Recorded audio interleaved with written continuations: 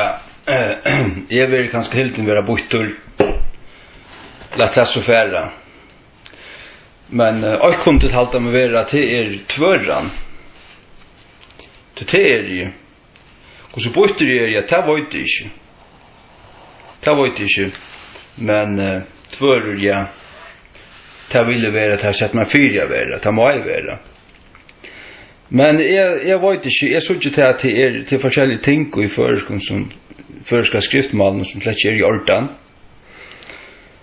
Og jeg elsker føreska malen, tala jeg og skriva jeg malen. Jeg bor tjejer i Østlandi, du i Østlangst flotande. Og kom atter til førjar, så så ikke til her forskjellige ting som slett i ordan, altså, slett i ordan.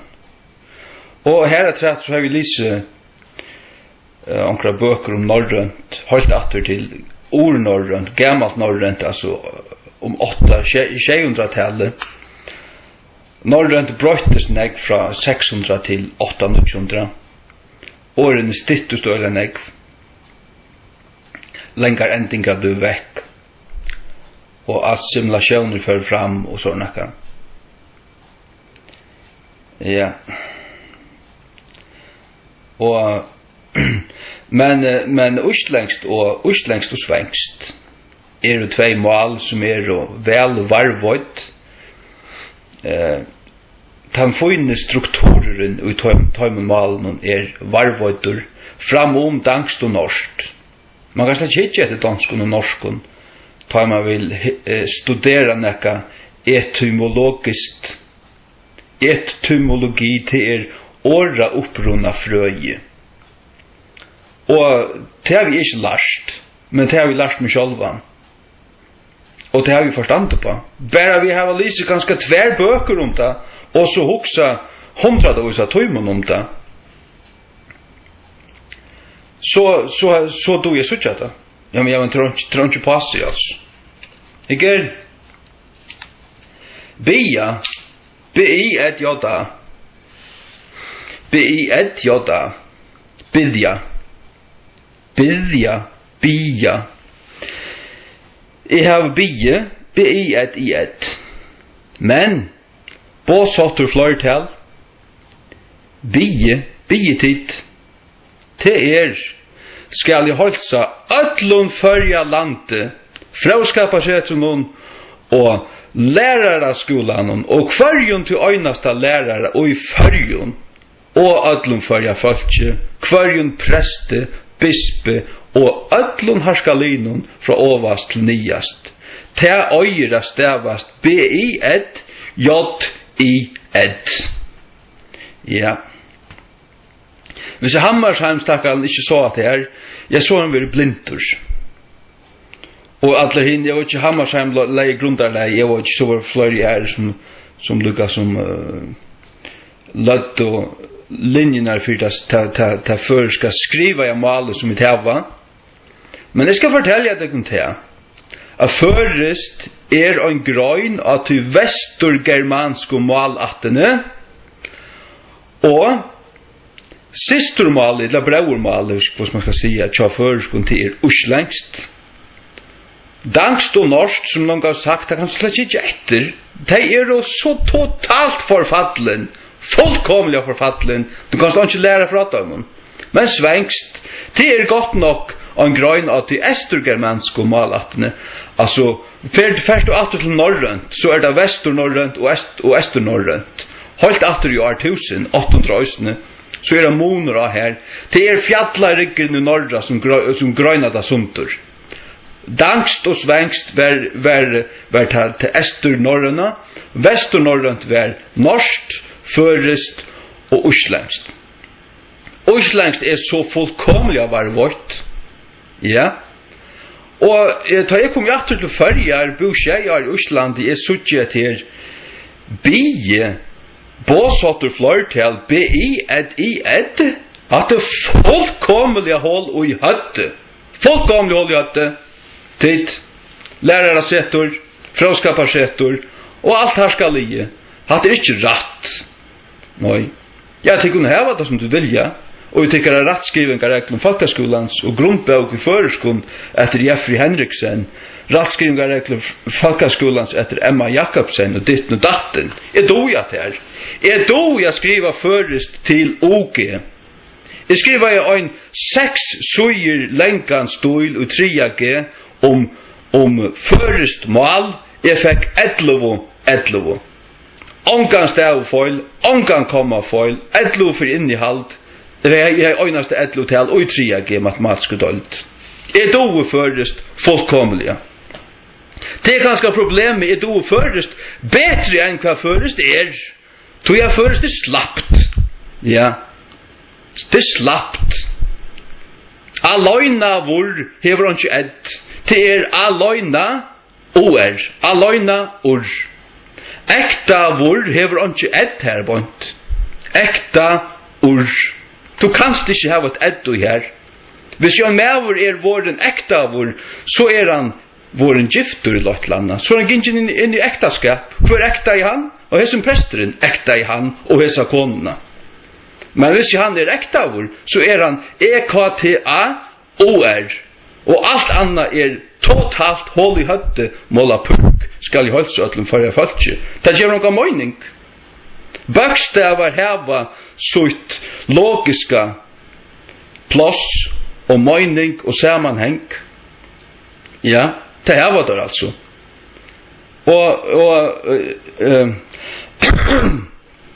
Ta igjen og tøye øyne 400 år gamla bøybel, reformasjonsbøybel, og jeg gjeve førja falskje til reformasjonsbøybelene som vi danka til finko. Jeg færre 400 år atter i tøyene og gjeve det kun til bøybelene som vi danka til finko. Til røtto, ja. Tøye henne år for år, setning for setning, 100% rett etter enske King James, fra permo i permo. Så da jeg skriver til Mali og her, så har vi det såles nær, etter en høyla bok. Ja, hva jeg skriver utenfor, og jeg har noen teltepost i arbeid, et eller annet fragrøying om et bomerke som jeg har skrivet. Det kan være som det være vil, det legger ikke ui og imot til bøyblene. Men jeg var bare til at Bibelen en høyla bok, og her skulle ikke være feiler ui, oppa nekran mata. Heldur ikke ui staving av orden. Jeg finner meg ikke ui einun bakstave, som jeg får kjerstur ui her. Tog har vi givet ikke sutt edd, ikke har vi finnet sutt edd og føreske King James. Tog av østlandskun øyde det ekkert, og svenskun øyde det inget, ja, nå godt og inget. Inget, ikke, I-N-K-I-ed, har øyskjem nekka å her bort. I-N-K-I-ed. Og av norskun intet og danskun intet. Men østlandskun øysten ekkert. Ja. Du suttja til her. Her har ikke fantels jo i. Ta og gjør et etto her. Ja. Og så nå sitter jeg her og snakker om at året bia. Det spurter om ikke har stavet det for kjærst. Det stender her, Jesus sier vi lærersvøynene her og i Getsemane, vekje ved A-K-I-ed, og bie, B-I-ed, J-I-ed. Det skal være et J her. Kvoi? Det ikke det samme som tatujar hotteren. Jeg har bie, ja, det B-I-ed i-ed. Tøy at jotte fylgjer ikke vi og tatøyene. Det gjør det heller ikke i åren som glimja, spyrja, svørja og berja til dømes, som òsni har en J-A-ending. Ja, glimja til dømes, det glimjetid, men i tatøy vi tar glomme, eller det hever glomme, ja, eller glumt. Og spyrje, SP-17 J-I-ed, og i båsatte flertall, men vi tar spurt. Sørst du? J-det fylgjer ikke vi i tatui, men det fylgjer vi i båsatte flertall, til her vi der. Tui har vi givet bie, og i båsatte flertall, sutt J, som til alt tui hever 8 til hava, Nu har det finnes det altså i føriske King James. Til føriske King James skal jeg holde öllum førja folki rattare enn hvat førest her til hevur nekrant hui verre. Ja. Sverige, SVÖRJIED, båsatt flortal. Ta tui svåre, anki jod det fer ikke ivri ta tuina, til ta tujar hotteren ørvuse. Ta fylgjer ikke alle stovnene vi, året blir stittre, og ta færane IED eller anna T-ending. Berge, BERJIED, båsatt flortal, barst, og tatui. Ja, jeg har givet dem 4 dømer på det her. Så det her året bia. Og jeg vet hvor jeg har kostet at jeg gjorde vekk og i båsatt flortal. Ja, men folk kommer ikke at forstanda det her. Jeg legger ikke ui hva folk ikke dår å forstanda. Du jeg forstanda det? Du jeg altså forstanda det? Og ta øyre være her. Til det som jeg opptidgen av, og til her stande, og det være her eller ikke. Og du suttje det? Jo, ta øyre være her, og i båsatt i flortal. Øyre være et jott. Bidgith, til det av islandskun. Bidgith, at bidja. Jeg har bidith, og bidgith, jott det her bort. Og svenskun er det at bedja. Jeg har bedet utatui. Så det båsatt flortal. Av danskun høttedør en ending i båsatt flortal. Det dømes ut i det gamle danske bibelen som stender ofte en beder. Vager og beder til vetje og bie båsatt flortal. Ja. Jeg vet ikke, du kjørte svengst, men jeg kunne hukse meg, det føles rett, jeg føles svengst, jeg hører det. Det kunne godt være bedjer, ikke beder, nei, bedjer, vaker og bedjer, at bedja, men i ødlomføren har vi uslengst som høgste autoritet og isner, og det bedjid, og til purasta innløysande, jeg gav deg 4 dømer, glimja, spyrja, svarja og berja. De hava öll, jodde vi og i båsatte flortal, og jodde dette borstur tøyde og i tatujar hotte. Ja. Kom ikke og føyse opp i egen ja nærtid, jeg vet altså hva det tås om, betre enn de aller fleste. Det vet jeg sjálfur. Ja, då jag så dundrande sikker i mina søk. Jag dundrande sikker i mina søk. Ja. Og jeg vet at i gamle norrøn, hvis du først holdt at til 600-tallet, så var de sagnårene som, og det enda vi A, de enda vi AN, og det logist akkurat til tyska, og tysken øyde det jo beten, en ending, og ordnorren bidjan, bidjan, to beten av tyskuna. Det vil si, hessi årene her, og ordnorren bidjan, glimjan, spyrjan, sverjan og berjan. Og hessi årene ødløyga J-A-N ending. J-A-N, J-A-N, J-A-N, J-A-N, J-A-N. Det ødløyga. Men det som V.O. Hammersheim og tar som har skapa, jeg prøver på å skapa det føreska skriftmalet som leker som var ikke kvært. Det at tar jeg ikke tåra at røsta ordentlig opp, tog jeg at tar jeg var hilde til at dette ble for innviklet. Så har jeg assimileret akkurat her. Han har biet, men biet hit, ta skriva det bare biet, men det er for kjærst. Det for kjærst. Oansa hvordan du venter eller dreier du. Ja. Jeg har alltid følt at det er noe gale. Og da jeg så kom atter fra Østlandet i Svata, det er hangslig skjerman. Kvarski logist, etymologist, etla vi samanbera luknande sagnår innan målsins, tungomålsins, føreska, Ettla vi samanbera vi grannamalene uslengst og svengst, så hongur det slik saman. Hongur ikkje saman. Men i føresku King James hongur det saman. Ja, og ta lekur ikkje en gongu jøknat jott, skal jeg halsa det kunne sia. Nå halda det til at svekkur, nei, slett ikke svekkur.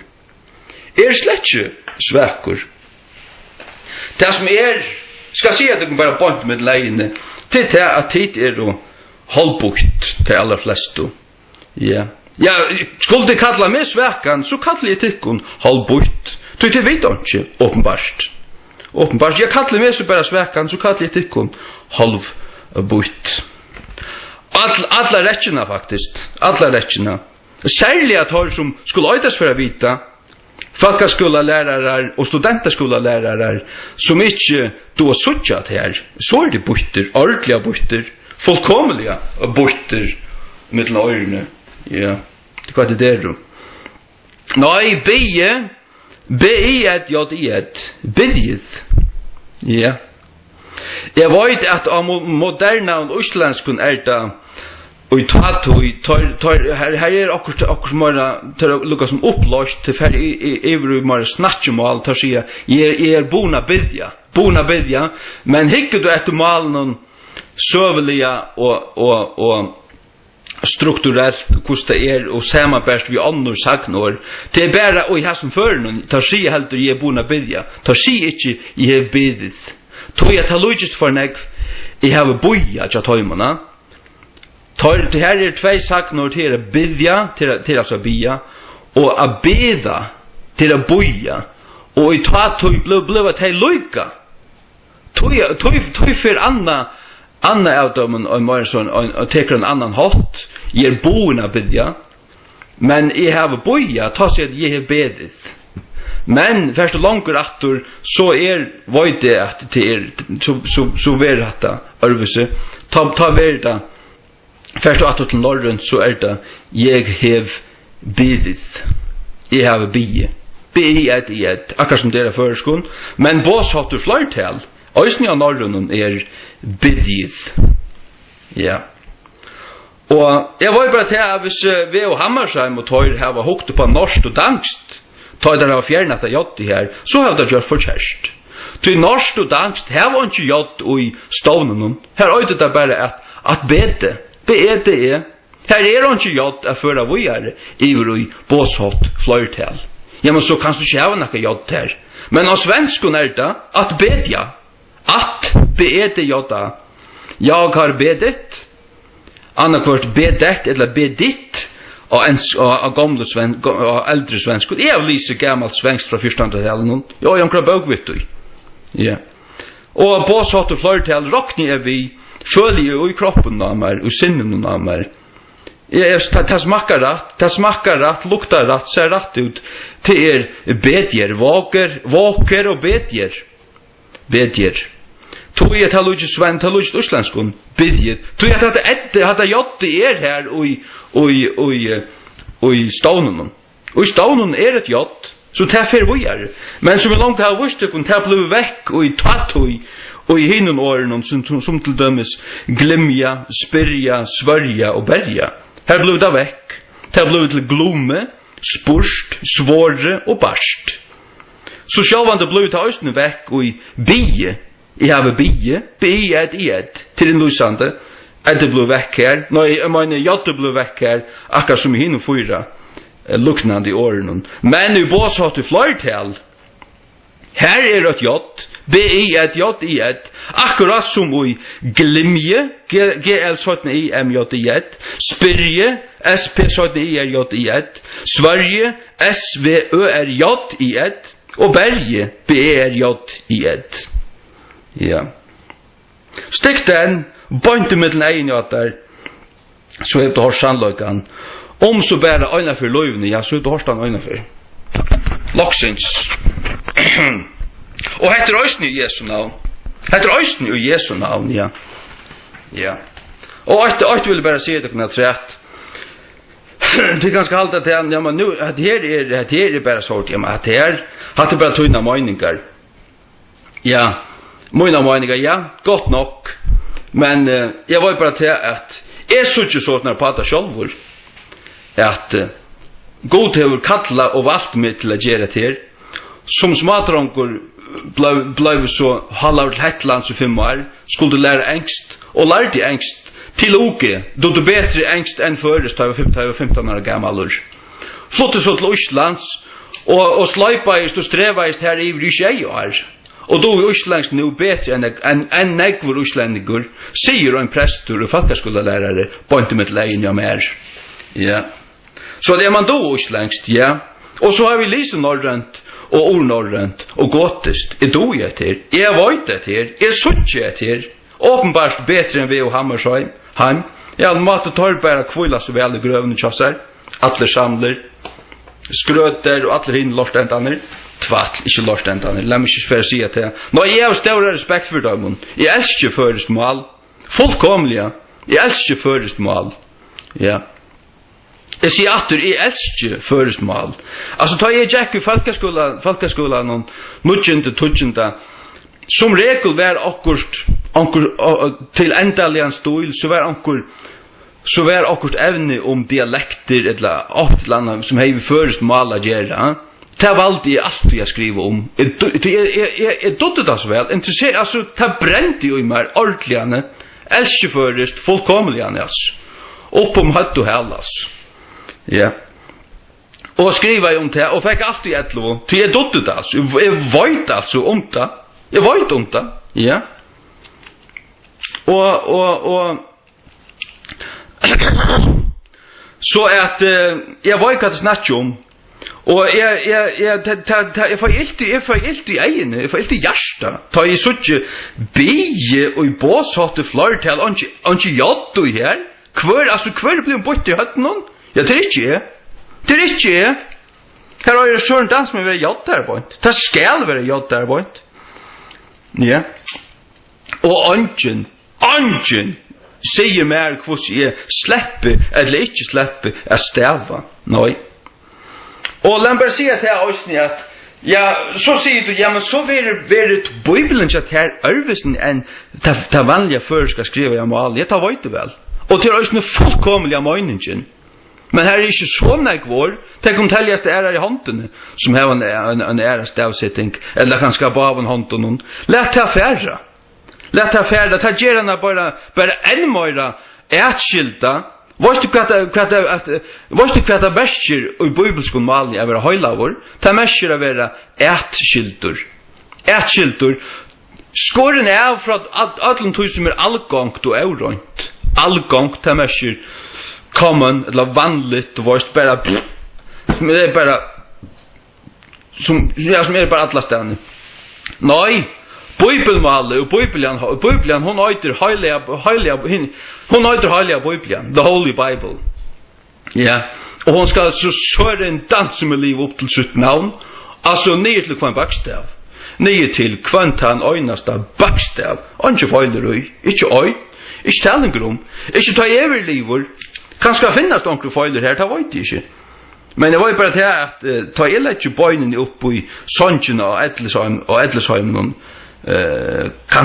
kanskje dodge og arent jeg ikke ansfyrt men jeg var bare til at ta jeg blir gammal og ta skal hun lytte her av nattborren og hun er min kona og min tutjebaten og mitt hus og min jaguarer og ditten og datten hun er mot alt hun er mot alt og hver elsker han og hver ikke ja, det er bare opp til hver en øynstekkan jeg kan ikke hjelpe der men jeg var bare til at jeg skal kunne hitja ein og kvann banten i egene utan å blunka og utan å rådna og si at altså, hette er Guds ord altså. Hette er bautjen fullkommen ned til minsta jod.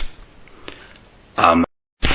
Jeg sier da Johanni at nei, jeg kommer ikke ordentlig inn til at altså, ein grunn jeg har spurt meg selv om hvor søren er det kort at jeg jodde vekk her og i båsatte flørtell av bia det er fullkomelig av borste vi det er svære til norsk og dansk av gamle danskon heita veri altså i båsatte flørtell det er bare bedre vaker og bedre det stod av vekken til ommo det var det också bättre, man sa att det var det, om det var det bättre, och det förstår vi tog in att det var gammalt angst, det svära till bie, alltså båshottor, flörtal. Men angst hever inte jott och här, det är inte bara att bete, men förrest hever ett jott och bia, bi ett jotta. Det som råknar vi att vi och Hammarsheim och kompani tar staklaner, tar halvhjärnan här på en inte av säg eller finns in i knotchen till att ett är en bokstav. Att ett är inte bara en projesloter som vi då har valt att attacka in i förrest, men han har inte ljau, men skulle vi tacka han vi eller skulle vi inte, okej vi tacka han vi, men så då ska jag bruka han. Så är åpenbart då ska jag bruka ett. Nej, då kan det väck och båshotte. Nej, då låta ett standa för jotte. Alltså bie, värtje och bie. Jag vet att ett ljauar som ett jott, men att ett är ett och ett jott är ett jott. Och ett är en bokstav som har en mening. Det är att ordet är egentligen att bidja. Bidja är egentligen stånaren, eller av gamla norrön så är det bidjan. Det vill säga att det är, alltså det svärar till att det är danskon, men ja, det är också ni här. Tar det kanske jatte väck till att ett är som ett jatt, men det är steinbort. Hever du ett här så ska du också ha jatt här. Det har bäge sitt plats. Det har bäge det skulle bäge förast vågar i vår båsat flörtal. Tog jag testanta ju bäge och i stånden be ett jatta. Det är du bäge och i stånden. Tog skulle det bäge förast vågar i vår båsat flörtal. Be ett jatta. Akkurat som glimje till det sig glimme. Titt still det här och glimme. Kan man inte vi? Ja, man att vi skulle glimja. Alltså glimja till att ljöa harst, att runka, att jetletter och till alltså synja harst locksort till glimja. Alltså jag färg nu till lagman och spire. Färg spire. Vad sör man att vi? Om man då vi skulle fara spyrja, jo, det skulle vi fara göra. Färre nu svörre, tid, färre svörre, kan man då vi? Om man då vi skulle fara Sverige, så man då färre nu Sverige. SVÖR jatt i ett, okej, så förstår vi det. Förstår det vad det säger? Jag vill hoppa att det förstår vad det säger. Nej. Så att jag till forskjellige ting ut för ska skriva i malen som släcker i ordan. I vill inte ordan. Så jag har inte varit i ordan. Men hickar du på då grannamalen och då sammanbära år vid år, saknår som lojast och hickar du på tingen så sagt du det här släcker ordan. Ja. Det är akkurat vad det är. Det märkeliga är att i förrjun är det förboj halta sig då näka. Det förboj halta sig vera näka. Man får en kall över hötte hvis man rörs sig upp alltså. Man vill hala över nyer. Man vill helst göra över arman dejer alltså. Det är den där jantelåen. Jag ska säga där henne har vi lärt att skutja. Särskilt att ha bo i Osland. Oslandingar tar risar och sin egna egen alltså. Ta kunna allt. Och göra allt. Och klara allt. Så det här var en helt annan tankagång. Helt annan tankagäng. Fullkomligen alltså, ja. Allt är möjligt. Och alltså the sky is the limit. The sky is the limit som man säger, ja. Förrjun är bögaran grönsan. Det du sars bara du däckna lutla stitche, du näkna lutla dunnohil och att det är han mentaliteten. Och så är det alla det börjar till. Ja men vit hetta känner vi inte till. Hetta så att man gör vit och såna ka. Ta flöjt ju alltså. Jag flöjt ju att är bara kom här till att ta i skriv i Bibeln ta i mun egna auktoriteter alltså. Jag har ju ingen annan auktoritet. Så man det är ju inte gott. Men jag har ingen målslig auktoritet eller näck alltså. Nej, jag har bara King James Bibeln som min auktoritet. Annars ös jag bara av allon som jag har lärt. 5 år i Hetland och 6 år i Island. Jag ös bara av tog alltså till det som är brutet. Ja. Så att jag har min egen bøyn, jag har min egen hatt, jag har min egen vitan, och jag stål på min vitan. Ja. Och så till det var hast och jag lät han så bara färda alltså. Så man god bara döma mig alltså. Men jag var ju bara till att jag kan bara, är nöjd till att göra det här så väl som jag kan först som möjliga minne. Simpelt än. Och stål på min egen vitan. Och hvis jag suttje näka och att det är rätt, jag måste göra det. Jag flöjt ju att jag men att det är allmänna vidtökur är sålös och sålös. Ja men här har vi helt fast om och 100 år. Det skojt jag. Jag skojt jag det. Det kunde färra längta hundan till vi och ropa till vi och inte kan dom och hille. Jag flöjt jag det just nu. Fullkomliga. Ja. Och jag tar näsa djart, jag lät oss bara vara näsa djart. Man god så bara splatta med sånt du samman. Det var han nog. Det var bara att jag gör det så väl som jag kan. Fullkomligen. 100%. Går som möjligt men. Ja. Nå är dock vi alltså är så inte så när på att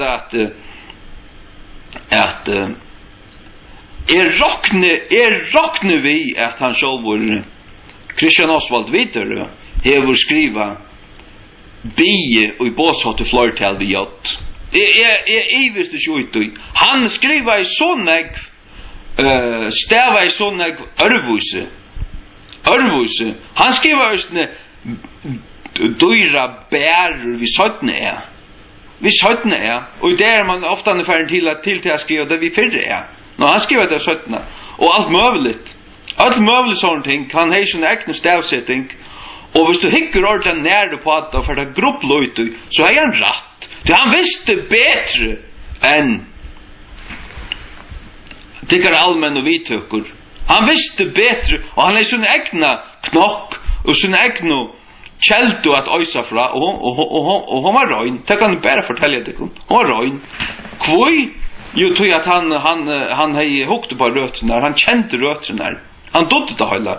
Ja. Det är som är. Och lägg märke till att han för nägg långt vad är färden. Så läser det som han skriver till nästan utländsk. Det är förska King James slett inte. Hon är nägg mer förrisk. Hon är bara krydda liksom det väsen här. Ja. Men jag var bara till att ta i sucha en foil. Ja, så var han vill rätta över på. Ja, det kommer man ju foiler och jag de mina fingrar. Det var inte vi vilja. Nej, det var inte vi vilja. Ja. Det är så pura sak. Så är det avvart. Det är det enaste vojt. 100%. Igen. Det är ett litet ting som är väsentligt att se till rätt. För att lyckas se till. Det är till att när jag snär båshater en flörtala B-I-J-I-Ed. Alltså du först allt tog attor till square one. Du först allt tog attor till stavnen. Du hickar inte, du letar inte ta tojar hatten avgöra hur båshater flörtal ska vara. Hur han ska stävast. Nej, du först allt tog attor till stavnen. Hur är stavnen? B-I-J-J. Ja, men så är båshater flörtal B-I-J-J. B-I-J. Till det som kommer via stavnen. Och så kommer I-Ed på här trätt. Det är båshater flörtal. Det är I-Ed. B-I-J. I-Ed. Det är inlysande. at jeg har bie, det kommer sættene vi en gang, det fullkomliga overkommande ojasn her, du ikke bæra til stånden, slett ikke på, ta til jeg enda ikke nå. Hatta var prikken i urin. Anna, hva forstendet du at her? Så hever du målsligt forstand. Forstendet du ikke, så hever du ikke målsligt forstand, men lett her så færre. Du kan lese Bibelen for deg. Det er nok folk som slett stå stava.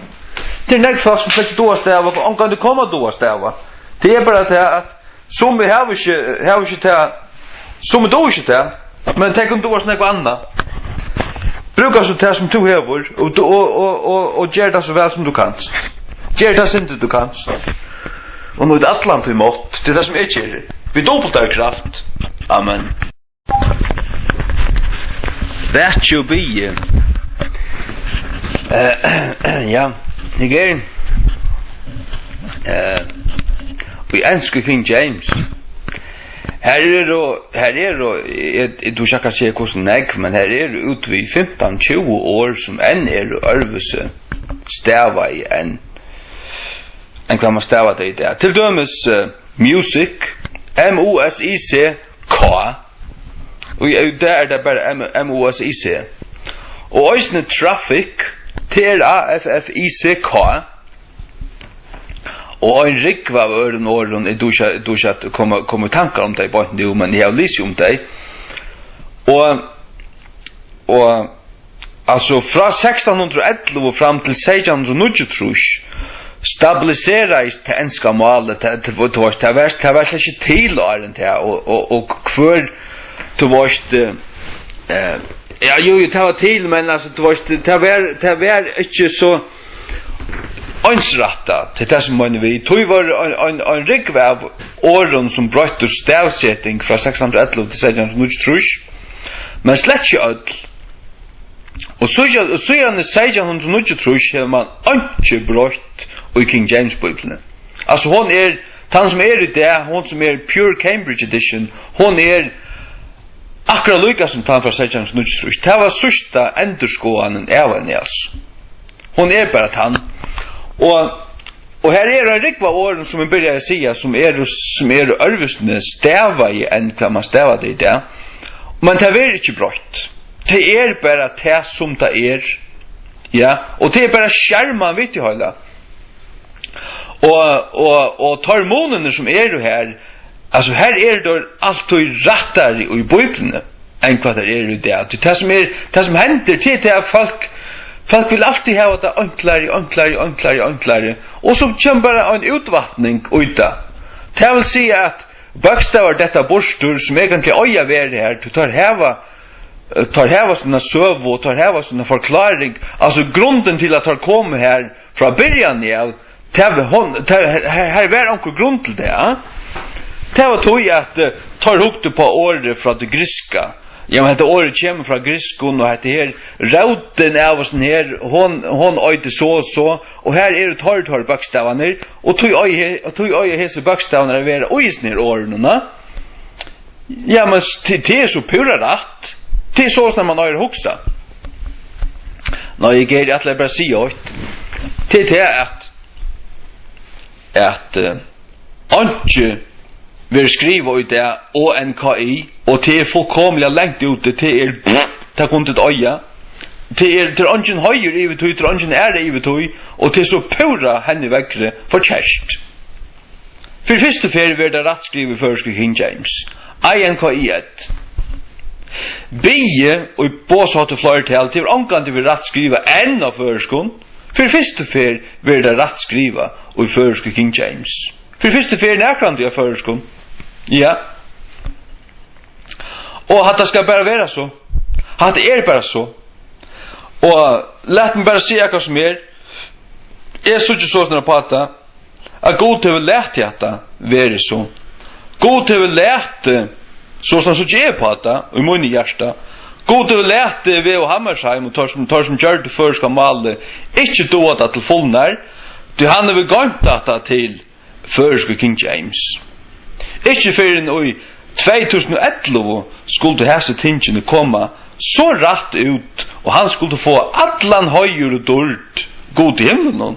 God i himlen, Israels god, fægir vår Herre Jesus Krist, Herren god Jehova, og i hans herre bøk, ja, ikke vi et, INKI1, og bie tid og verkje, bie J1, og annars lugdømmer, her flere, ja, her flere, jeg får snakke om det så kvar som suttje deg, men det nok så interessant det her, ja.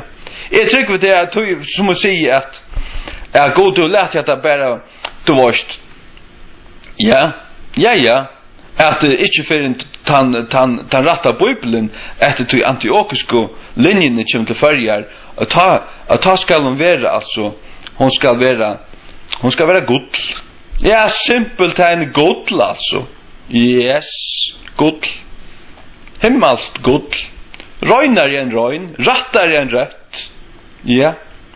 Og bara døma allt annat som tar røyna måla pukk og svans. Svass, ja. Ta røyna svass. Til det. Jeg halde til himmel hvor moner og jeg kunne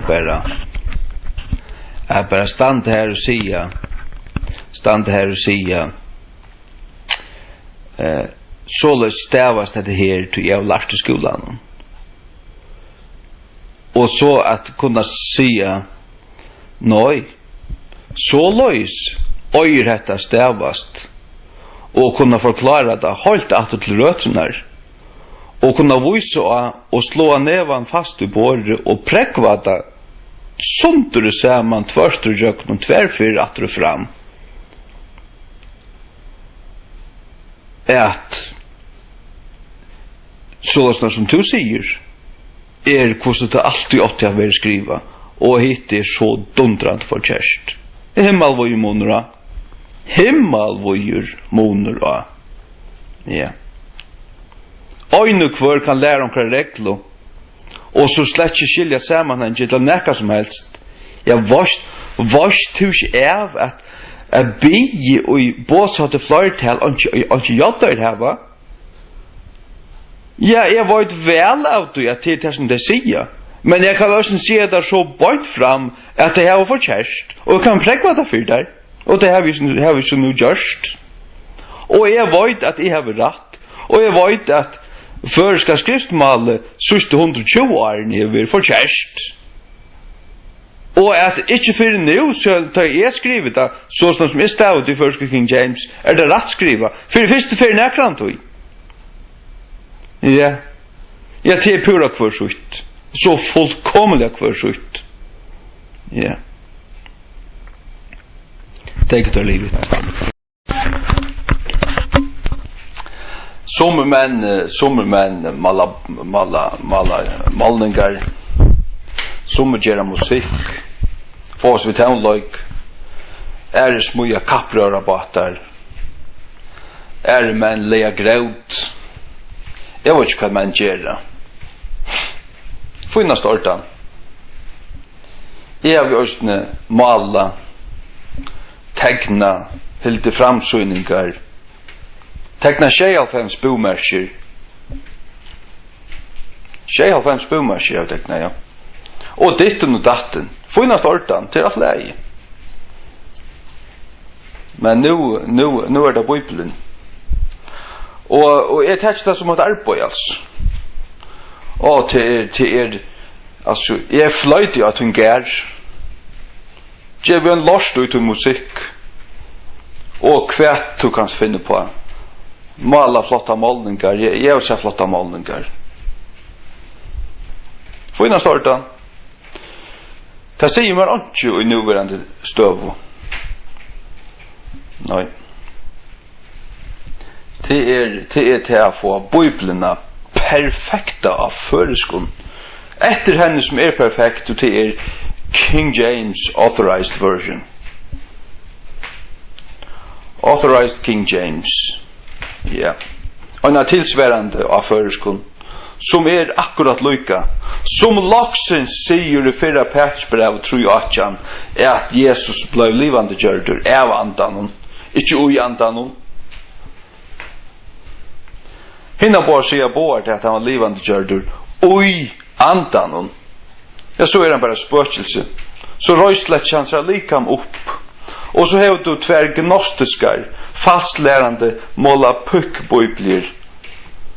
Och det kan vi ha haft i årskis 4. Nej. Det är så akkurat som hade inte bibler. Hade det här gnostiska och alexandriska biblerna och det är inte Guds bok. Nej.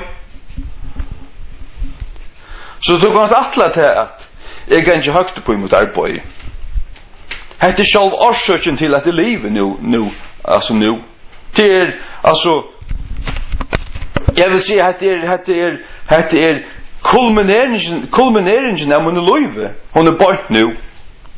Point här och nu. Det är grunden till att det är fötter. Det är det som är gärna. Point nu. Ja. Jag slapp av för en son, tack och lov. Jag ber om familj och gåa kono och ditt och datten. Jag fick kvarstju. Einasta god har jag vi ser vem med här är inte vid 30 kommer det en son. Och ta fäcke. Nu har vi bara givet allt upp om konofolk till mer flickvandliga mycket. Stod inte på det lycka väl. God ska loja med rump och stump. Resten av min liv. Han ska få alla mina krafter. Jag lägger inte oj mot navn. Jag lägger inte oj mot ära. Du kan halta mig vara sväkan. Du kan svärsta mig ut, likva mig ut, dreja mig ut kosten. Och dräpa mig till livet. Jag är flöjt åt det. Jag bara vill eviga glädje och slappa bort slappa hem. Ja. Det är alltid det simpelt den sträv jag vara människa. Drack och akkurat det. Det som är stravnast vid att vara människa till människor. Tog jag att ongen förständer en. Ja. Lätt här så färda. Jag var bara till att förra folk kommer så att få nocka tog att grubbla, lägga hade jag blått, det kommer alla få 2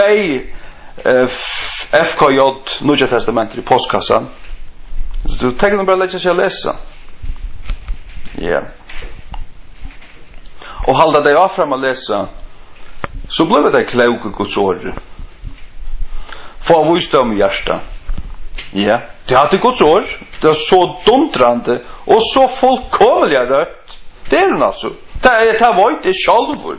Tog jag säga det. Jag tar inte munnen för fotland att säga det. Jag var ju det rätt. Jag dog ängst till fullnar och jag dog förrest gangat väg. Jag dog väl alla förra åren och sättningarna och i engelska King James ivra förrest så att tydningen är akkurat den samma 100%. Ange fejler du? Nej.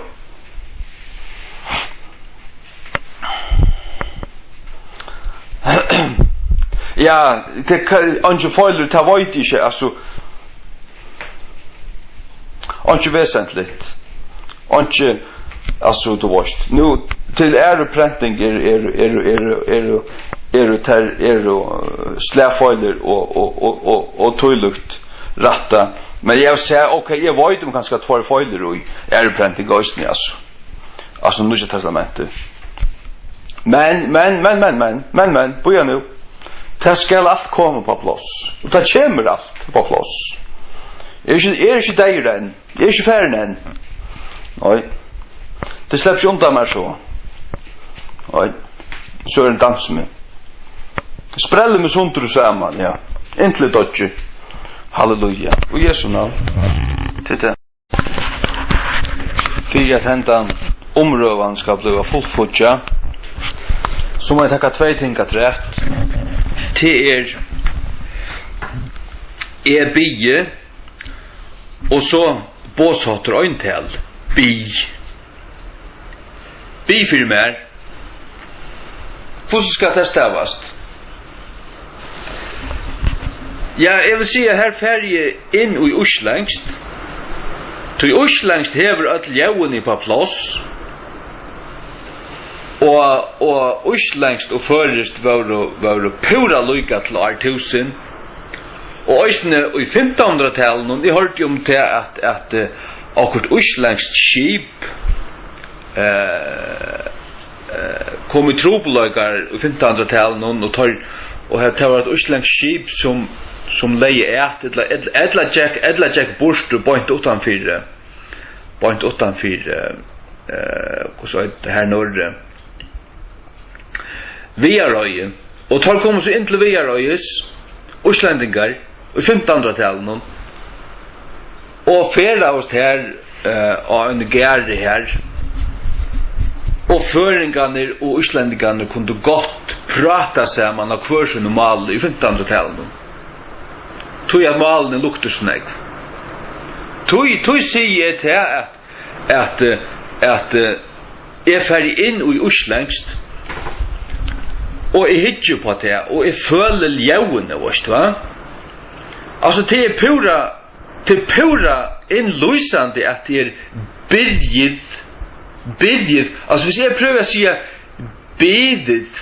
bidet alltså i båsat till flirtal så där pura förtjänst men vissa är så spyrje är bie till jag bid för þér jag bie för det jag bid för þér här är inte gjort tog att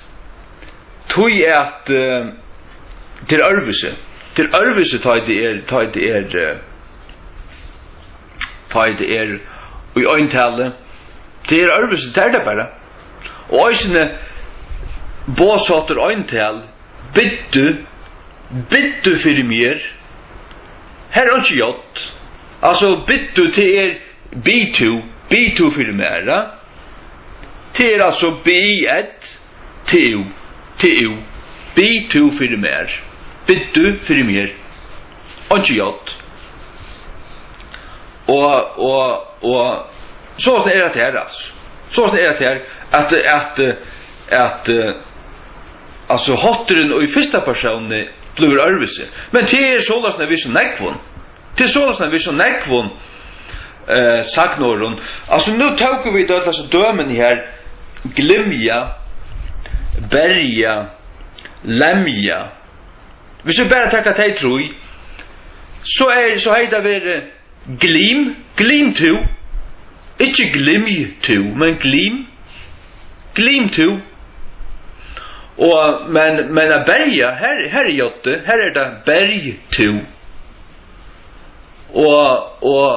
och hvis det är lämja så kunde det vara lämj to eller lem to ja så det ser ut som att ta här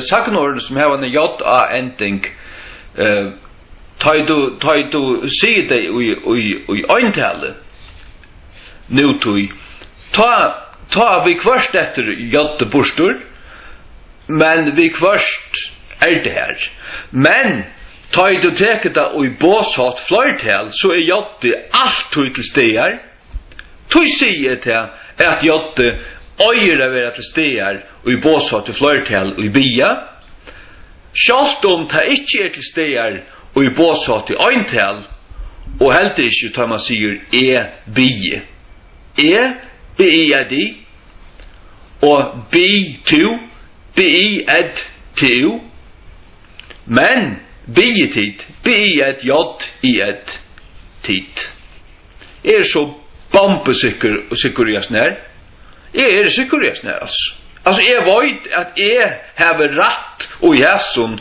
och allt det som lära först mal här till har vi inte vad jag snackar om ta det kommer till här ja och det är bara akkurat det och så ska skriva jag hvis du inte tål det Jakob så kan du skriva till Margrethe drottning jag vet inte vad hon får gjort där hon så inte min drottning är en ton drottning som tar sig allvarliga synd där flytt så bra till Danmark vet du.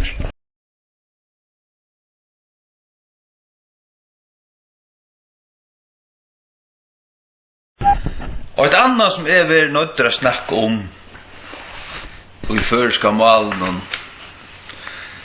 det har verkat tå som att ha gjort i bietid på så till flertal det är tre davor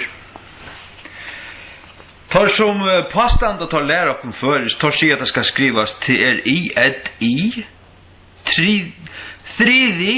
Tredje. Hatt är vrange bojna stand och ska säga till kun. Hatt är dundrand för kärst. Biologiskt, etymologiskt och tignarliga och på alla mått. Hatt är vrange bojna stand och Färd Island så det tredje totten RI1JI. Färd norra och till Sverige och Danmark så det tredje. Den tredje.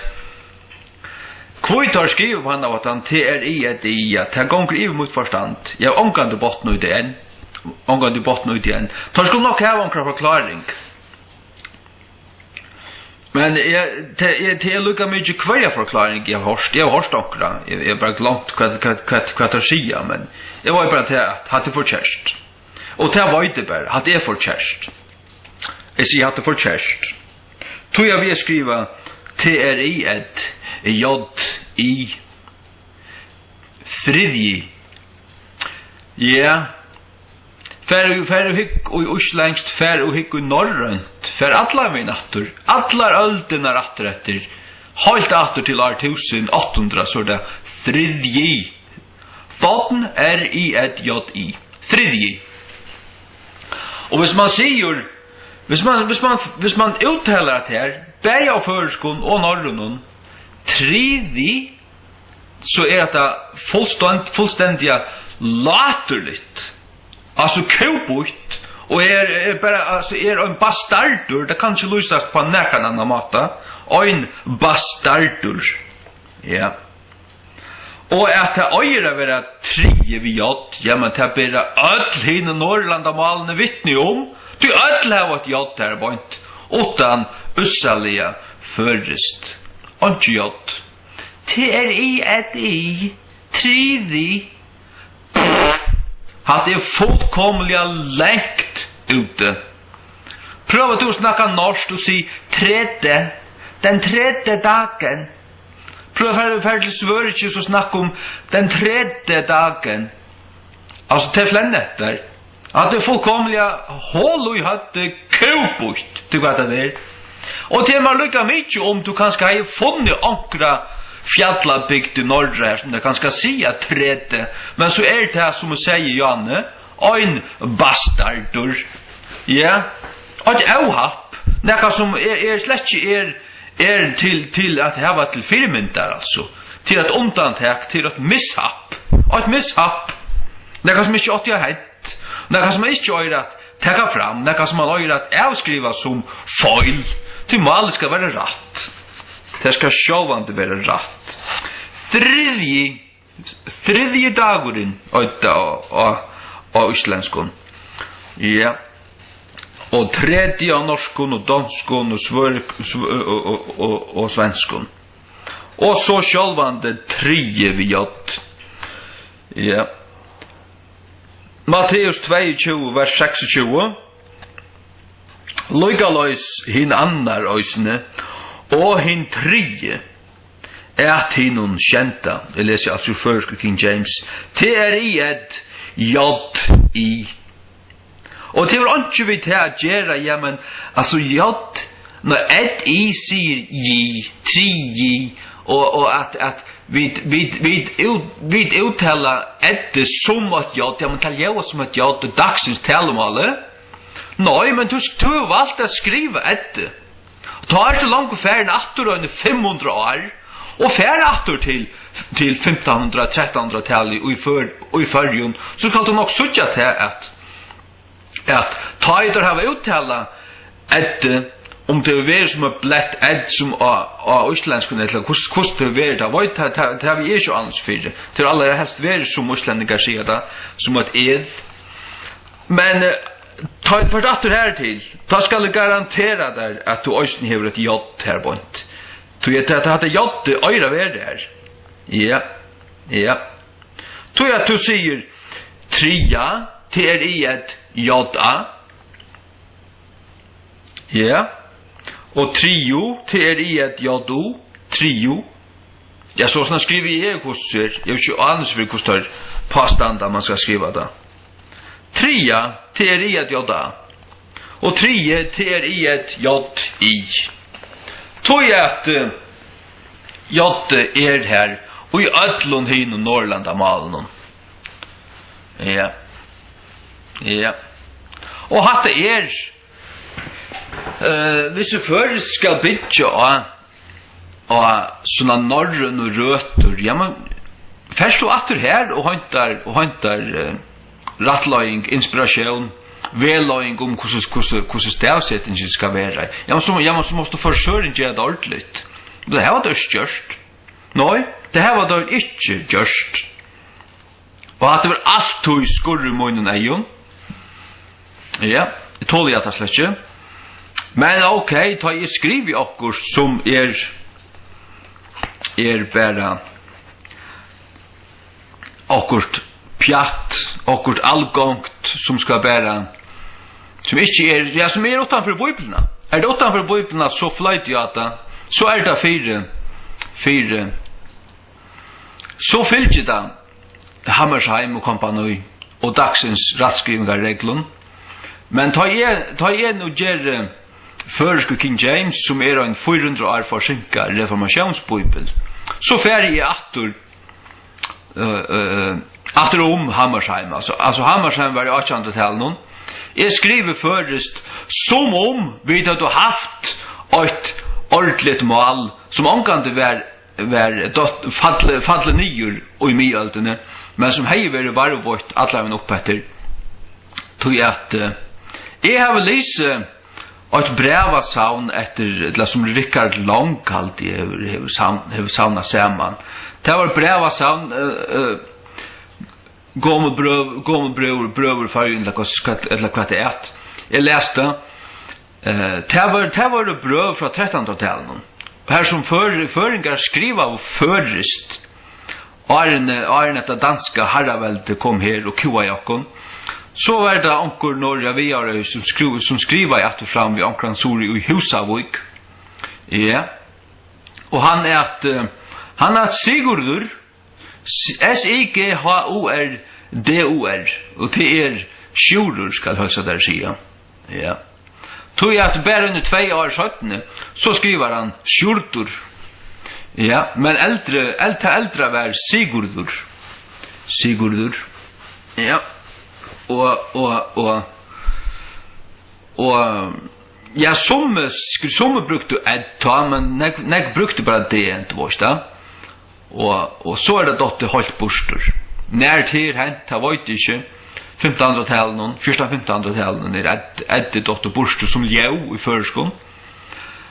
Men så i 1800-tallet så bestemmer man seg til at standardisere et førest skriftmål. Og man har ikke gjort det ordentlig. Nei, man har ikke gjort det ordentlig. Tredje en bastardur som latterligur. En tredje dagur, at har angast des heima tid, fråskaparsetur, læraraskole og folkaskole og alt tid harskali, at har angast des heima. At en bastardur og ja, de kunne læra hva de vilja og de kunne gjera lærebøker og førskar lærebøker ditt og datten her som de læra til at det skal stava som 3, men at det feil. Det kan jeg si at det kunne ødlas, at det feil. Og ta igjen og gjøre førske King James. Jeg feier meg ikke til å skrive T-R-I-E-D-I. Jeg feier meg ikke til det. Nei. Jeg feier meg ikke til det. Jeg må ha et jott her. Her skal det være ratt, loksens ratt, som det omgat jeg ennå vil. Men ta jeg skriver en teltepost til onkran konta, jeg har skrivet 2 bomerskja fragrøyngar det, 2 av 4 suger. Jeg skal lette okkur bomerskja fram i neste viko. I her stav vi akkurat som folkaskolen har lært med, og se til komma og alt dette forskjellige, altså til etter tøymen reglene. Men ta jeg skriver i Bibelen, så det ikke etter tøymen reglene. Nei. Det tar reglene lattelige. Slett jordan, altså. Slett ikke jordan. Nei. Så det stender her, jeg har altså bibel opp nere på Matteus 22, 26. Så må løs øysten hin annar og hin tredje. Jeg må bare gjøre okkurst vanvirisligt ljøt og suttjata. Det hatt er fullkommelige hål ui høtte. Ja. Det er i et jodi, det hatt øyra vera. Det er det hatt øyra vera. Jeg sier til det hatt øyra vera. I et jodi, tredje. Ja. Og færre aktor, les gammalt norsk, les gammalt svengst, så er det tredje. Alla min aktor. Ja. Og for tog føringar ikke hava skriva ratt, det ikke haft nekka standardisera skriftmål, og jeg vet ikke, 5-600 år. Tar man så gjer så burde man få paven gjørst ordentligt til alltid. Til man ikke gjørst. Men altså som sagt, og i første King James, her er det ordentligt. Her er det ordentligt. Det kan det bare holde seg til å si, ja. Ja. Ordentligere enn først først ganga 2. Ja. Det sier det kun, bønt middel egene. Altså, ja, bønt middel egene. Det vil si sannløygan bønt middel egene. Det var ikke skåten her. Ikke mer enn vi åren. Ja. Til det. Målet i førske King James altså sutt egna. Det sutt egna. Jeg har ofta snakket om det før, at det akkurat som en sånn lagnotrygg bygd inn i først. Skal vi si, vi vil du sagt til dømes det stender man sier av enskun shall be raised. Man kunde tøtt til av føreskun til skal røysast. Men det har vi valgt ikke å gjøre. Tog at jeg fornemmer det, jeg merker hva det skal røysast. At det ast endingen er point. Hon innehelder lagno, destiny, det som lukka som, ja, så snart åtte det bare vera. Og hon innehelder, det her malet her innehelder ikke at det var en agentur som utførte det. Men det i enskun, shall be raised. Det bor ut hui at ja, men skal være røster. Så det anker som har gjerne det. Tog valgte jeg at simpelthen ledja meg i akkurat til spåret. Og anker ville sagt, ja, men hatt du har gjort malet til engst nastan. Man snakkar ofta om danismer, da.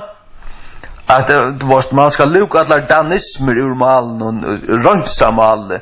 Men her har vi tidsi fullt av sånne enskun tinkun som i enskun inn i føreskog King James. Men det har vi gjørst for vilja. Altså jeg vet altså hva jeg har gjørst her på et. Ja. Tog jeg og grunden til at jeg har gjørst det er at jeg sutjer på det som at King James mal meira et Guds mal. Hva jeg sier til jeg? Tog jeg at God bor i henne. Og det ikke bare en påstander, men han gjør det verlig. Shall be raised. Hver røste Jesus opp? Feiren røste Jesus opp. Men det sier du bare i King James. Den gamla danska, hon sier skal reises. Skal røysast. Og det så som du spyrst ikke spurningen ikke så nærliggende hver gjør det da. Men hvis du sier skal være røster, hvis en bilen skal være gjør det i stand morgen, hver skal gjøre det? Men hvis du sier at bilen skal gerast og stand til morgen, ja, så det lukka som meira sånn her, at, ja, til nekka som skal henta bare, til nekka som fyrir henta. Men hvis du sier han skal vera gjørdur i stand, vera gjørdur, så spurningen så helt øyla nærliggande, hver skal gjøre det? Vera gjørdur, hver skal gjøre det? Ja. Så at målet i første King James til simpelthen en førisk gjering av malen ut i enske King James. Og jeg sier akkurat som at i enske King James, altså i 1611, ta for Guds år, jeg har sagt det før, jeg bolter nevane bare, sier akkurat som ta for Guds år, det flottest fra ta med foten og malen, og simpelthen autoriteten kom inn i et moderne mal. Autoriteten i Guds år, hver Guds år, av hjørne i det, til ikke og i griskon og hebraiskon pappurssprekon og versjonen som sier hetta, som sier hatta, det ikke helt lykka. Nei, til avgjørst og autorisera og ensko versjonene. Engst male, hamsmale og i endatøyene. Og her en standard bibel for i allan heimen, hun øyte King James. Ja. Altså, det tror man, tar man en King James only Bible believer, og det jeg altså. Det jeg altså, blivet til.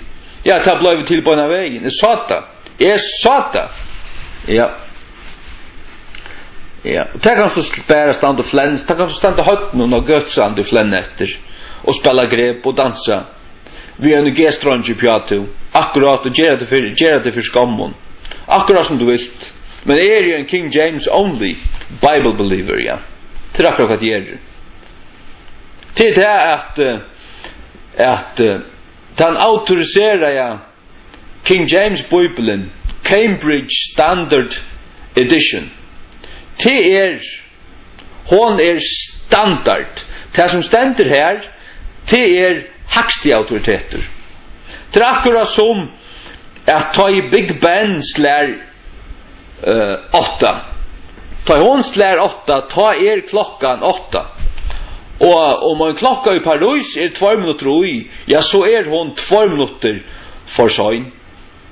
Og sånn det at King James standard, ta det kjem til Bibelen, og jeg vil si at tøyingen tja Dahl, hon 20 minutter for søgn, og tøyingen tja Victor, hon 6 minutter for søgn.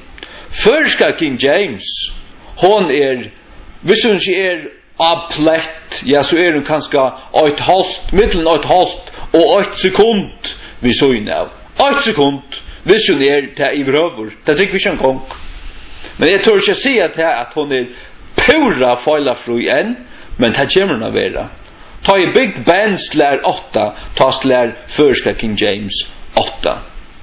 Altså, bøylatlige tala. Altså, det vil si at førska King James simpelthen inni i ensko King James. Hon stender i henne av fautasporen, hon fyller henne av skegvar. Simpelthen, kvørstje, møyr, edla, minne. Ja. Det det var kvørstje gjørst førest nemmare, edla, rattar, edla nekka som helst. Vi at fjerna jotte ui bietid, edla ui trie. Nei. Det slett ikke låkest, og heldur ikke rett. Og du skal ikke bære inn i uslengst for å sutja da, men du sarsta allan ringen, altså all syskinamalene heva jodd her. All særlig i uslengskon, men garantera oss hvis du først er sindra atter i svenskon. bedjer. Og tredje så i ötlomalen. Og her det bare som den fjerne jott i førskon. Til at etter jæva som jott allikevel. Nei. At det gjør først bort, tallot, avtegnar litt. Og simpelthen bort, ja som du sier, tallot. Ja. Og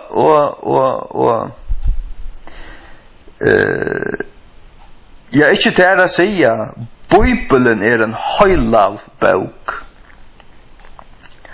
Og jeg legger ikke ut det. Da jeg nå kommer til det, det føltes, altså jeg alt tog følt det, så jeg fører ut til Østlands, og nå kjent å tro jeg fans, men Østen er en til. Jeg leser Østlands til Arne Fjord. Studerer i Norrøn til Gåtest, flere år Arne Fjord. Og jeg sa det, jeg fornemmer det, at det var ting i førskolen som ikke var i orden. Og jeg har alle sett her, alle dine sett det. Men da jeg begynte å skrive Bibelen, da føltes det rett, og i munnen innast hjerte, at gjør han bare rettere enn rett. Lät han bare være, lät han leve opp til sitt navn, hun en høylav bok, og nekka som høylagt til etskilt, til ørvuse,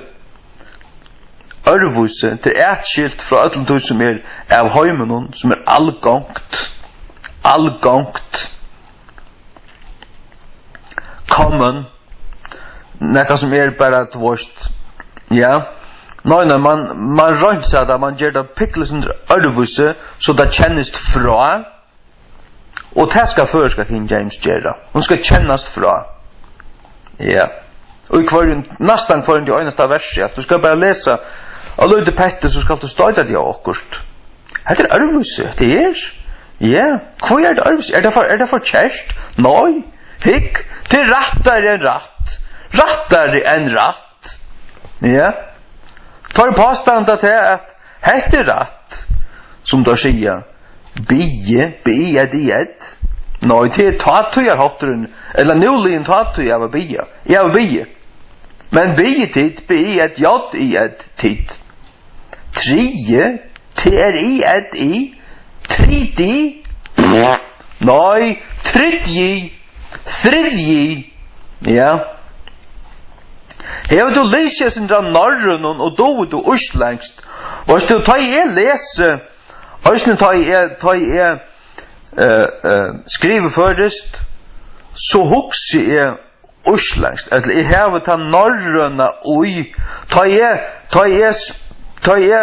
skal ha ettet ikke, ja, men så spyr jeg bare urslengst. Sjálvandi her et ett her. For at det urslengska høyre det. Ja, men så tar jeg så skriver før, så spyr jeg bare urslengst i høtten, og så skriver jeg det. Og det er rettere enn rett. Og tar man så ser til at det ikke bare i urslengskon, det Søren Sprelle med øysten i norskon, danskon og svenskon, men ikke i føreskon. Ja, da har jeg føringene så dundrandi gjør for kjærst. Da er det ikke feil i hesten her. Da er det ikke feil i hesten her. Ja. Og det gjør jeg ikke. Det gjør jeg ikke. Og det spyr jeg ikke V.O. Hammersheim. Jeg får ikke hans her grøv og grev han opp.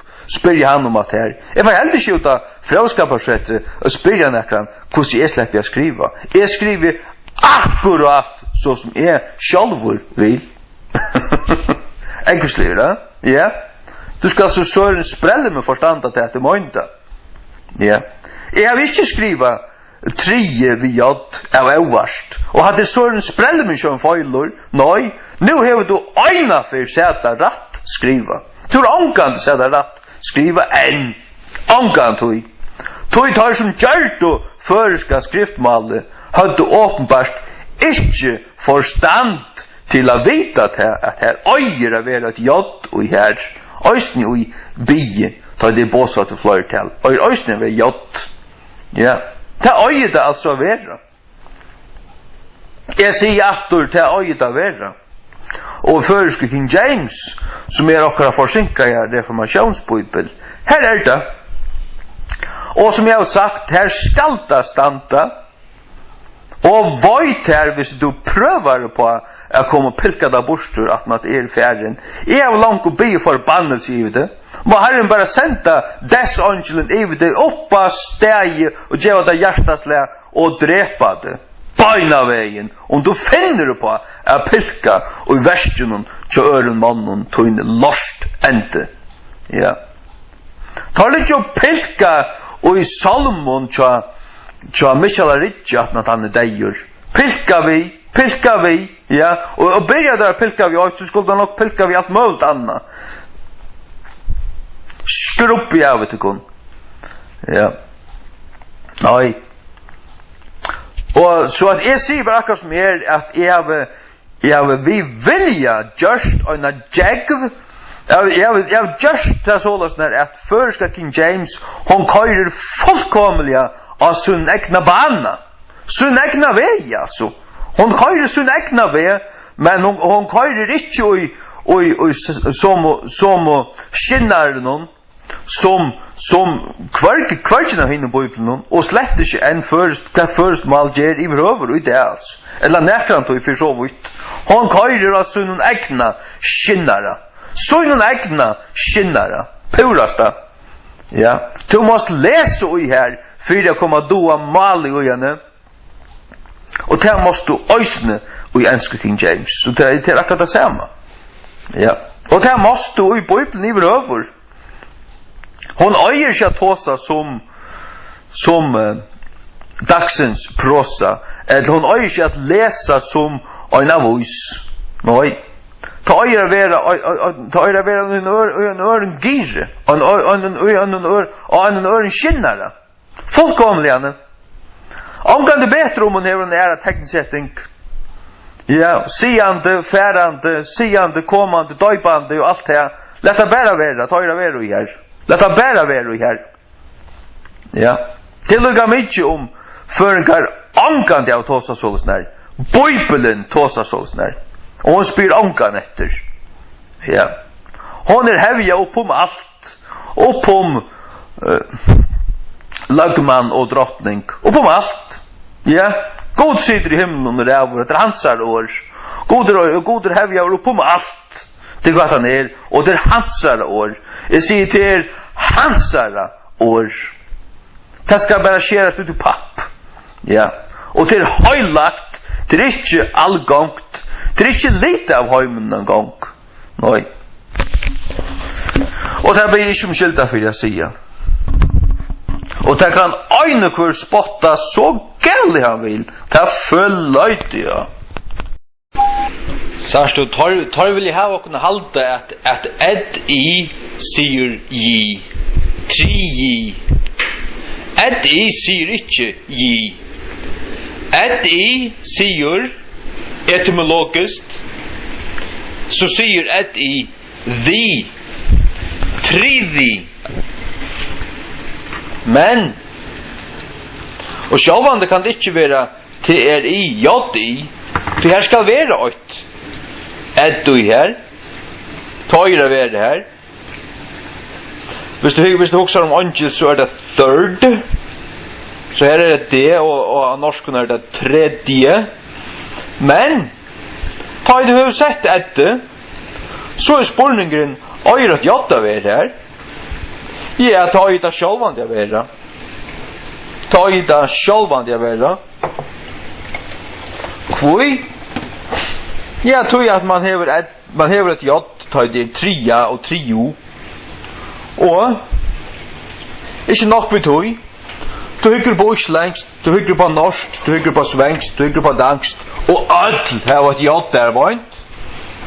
Ja, men så skal det sjálvandi øysene være av føreskon. Ja, ta i skil roi, så skal det være. Ta i skil roi. Og ikke til å si, men til skal være skil roi høylav og bøyplene. Ja. Skil roi. Ordelig skil roi. Og det det nå. Takk og lov og halleluja. Kvørste morgla minne. Og fyrir det kan alle heimen skrøy og røya. Men jeg sitter bare og sier halleluja. Amen. Nå er det fattelig jeg synes du. Jeg får meg til om halleluja. Nå i Bibelen har lav, og hun skal være etskilt. Hun er ikke allgångt. Etskilt. Separate from sinners. Det er det som Jesus er. Det stender opp nå i Hebreabraun 6.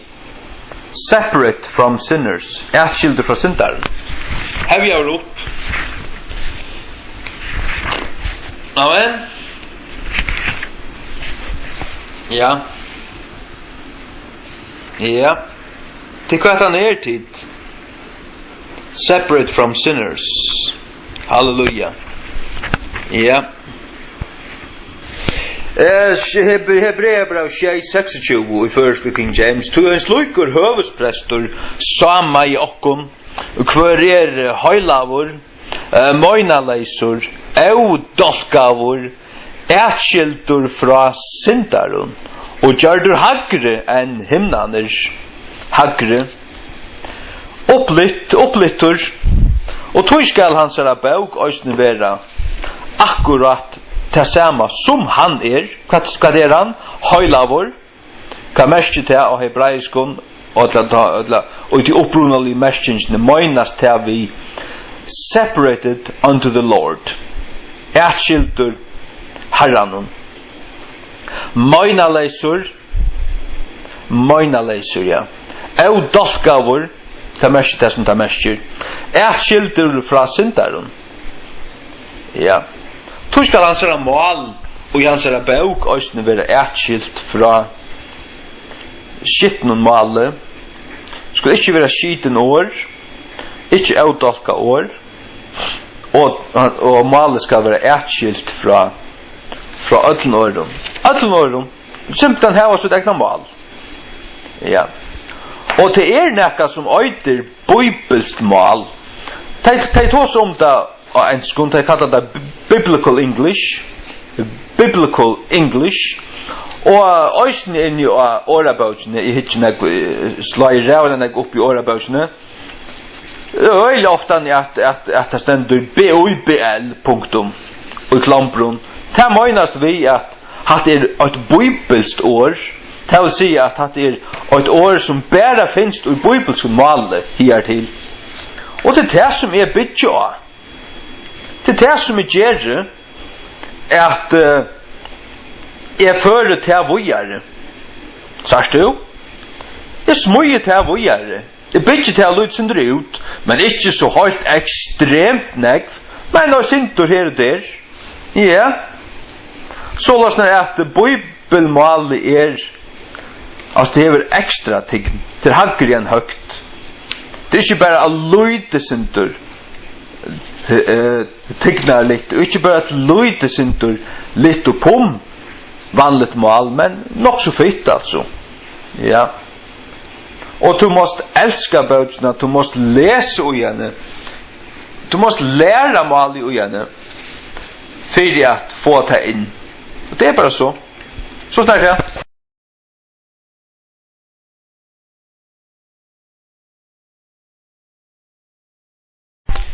Ja, saman vi tog at jeg har givet ikke sutt ett, og bia hever jod her som vi annars ikke har haft, ikke har givet jod her som det etter munnen hadde helt klart øyre at hever jod òsne. Ja, bia tid bi et jod i et bedjer. Ja. Så har vi òsne givet trie til i et jod i. Triungurinn til i et jod i enke ord igjen. Tredjungurinn, tredje delen.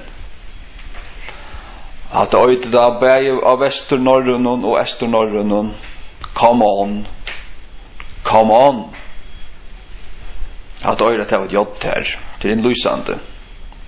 Jag huxar när kom att här faktiskt i Aravis. Och vi kommer inte till några nystöv än till att här öra det var ett jott. Ja, här öra det var ett jott. Hin tre med ören. T i ett jott i. T i ett jott i. Det är rätta. 3D. Ja. 3D. Det sagt ångastane. Det sagt du inte ångastane i norrön och näkastane.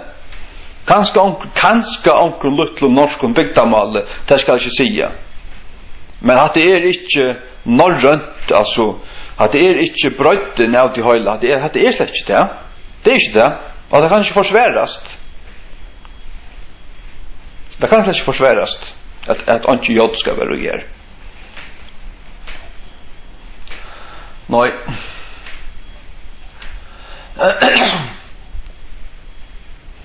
Så att jag har givet ett jobb här. Så det är det alltså i förska King James. Förska King James har sin egen stavsättning. Hon är mer klassisk. Hon det är mer tekniskt, det är en halvt år stoj och det sker sig av för ödlens svasse, ett muntidigt svasse. Och det gör det att hon är bort för de som håller sig vara klok. Och de som älskar Guds ord, de får något som är avskåret från hemmen. Och det är det som Guds ord är. Och det är det som också huvudpräster är. Han är avskåret från syndaren. Alltså från folk som är och syndare och liv och synd och inte vänder om, han är avskåret från dem. Ja. Han är avskåret från dem. Separate from sinners. Hebreerbrev 6. Made higher than the heavens. Halleluja. Och till rösten hans ord. Och allt lagn och prat, lagn först gammalt tröllkon och lagn och prat, snack, skvaltor, det är bläcka ut ur Bibeln. Till hivan i till helvetes, här som tar hemma. Tar ju hem Bibeln. Alla sådana AST-ändringar. AST-ändringar. Ja, att vaskast till dömes. Nå, det är vera vaskaur. Vi är att vera vaskaur. Ja. Tog att hvis du hever att här AST-målet, alla vindjöknmålet, så lyser det till att tingene som du snackar om, att det åtte bara hända. Så løsne åtte det bara nu att vera, ja. Ja. Hur som man nu för att gängast? Hur som man nu för att gängast? Ja, hvis var herre vi okkon och lagnan okon blod och så vidare. Vi tar blojan bir och så vidare. Som man att det för att gängast. Att det först gammalt kauhöj lagnoprat och att det vi rota fullkomliga borstur Guds ord. 100%. Alltså att det ska inte finnas. Att det ska inte, och i alla fall inte vara det som jag känner mal i här. Slett inte. Heldur vera vi ett, och så saknar. Och bliva görst. Og tog jeg ta spørst du. Ja, du hever sagt noe her, og så stender vera vi ett. Ja, så spørst du, hver var agenturen som utførte dette sagt noe. Og det var annakvart et menneske, edla god, edla djevelen. Og så måste du spyrja til sjålan hver gjør det til. Ja. Halleluja. Og det nekka helt annet at lesa Guds ord fullstendig annet 100%. Ja. Men du måste vänja dig till det. Du måste tøyma det. Du måste älska Guds ord. Come on. Come on. Så det bara kom gångt. Ja. Jag sett allt kvöld och görs kvöld. Eller tror jag tøymar görs kvöld och läs. 4:30 suger in. Harst. Jag sett bara. Läs bara kapitel för kapitel för kapitel. Tror jag tøymar ut i 8. Inget problem. Och jag följde mig bara styrst antar jag var livor. Näka så helt förfärligt. Det här bobbla in ju. Guds ord nämligen en andalig bok. Det vill lukka hålls att säga. En andalig bok. Och en andalig bok. Du skildrar henne vid hjärtan. Hvis du hever ett hjärta. Är hjärtat ut det så är hon støynbort och tallot. Och vad skvätt? Det må man bara vara för det här, hvis du hjärsta är det. Du måste nämligen vända om först och söka Jesus och höra evangeliet och komma till krossen och vara ändrefödd och vaska över Jesus Kristus. Du är bara blåa och blåa frälstor och vara insiklar vid hela andan. Då tar vi Guds bok näka helt annat för det. Det harmeliga är att och i det av vera til kristna så øyla negv indoktrinera i og i møters til rødt og bibelene av neo-evangelikarnon Billy Graham og kompani som trutta nir ui okkon alexandriskar perversioner som Vatikan og USB stand 18-4 som allar samlar ur Alexandrio og ter ikkje friar enn Vespapur og i mån til Guds bok det vil lukka oss å sige og i mån til Guds bok så det her slett ikkje bibler men det her og i friasta för perversioner av Guds ord og det der til det der perversioner av Guds ord så det der ikkje Guds ord det Satans vesepapur Satan kan släppa att öja där och han kan skojna sig vitt dem for all I care ja det säger bara ja, jag har onka respekt för dem, onka viring för dem. Och jag vill inte ha vi tar att göra som här vi slukkar på blir att göra. Jag bara skår mig av från dem. Det är simpelt. Ja. Kvoi tog jag till älskar Guds ord. Ja. Det är det.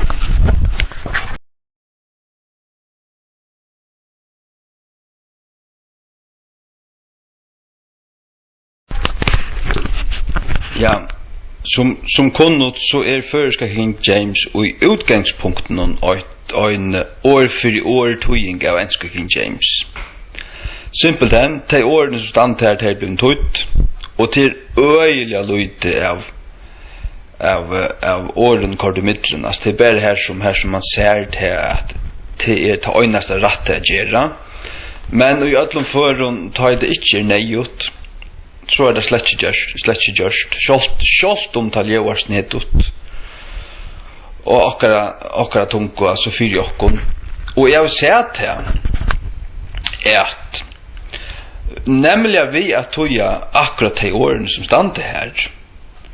Tøy nekver djuper tøytningar, brøyer tøytningar, varvøyder. Det akkurat som at åralegi og i enska King James kan oftane omfatta tvær tankar eller tvær banar.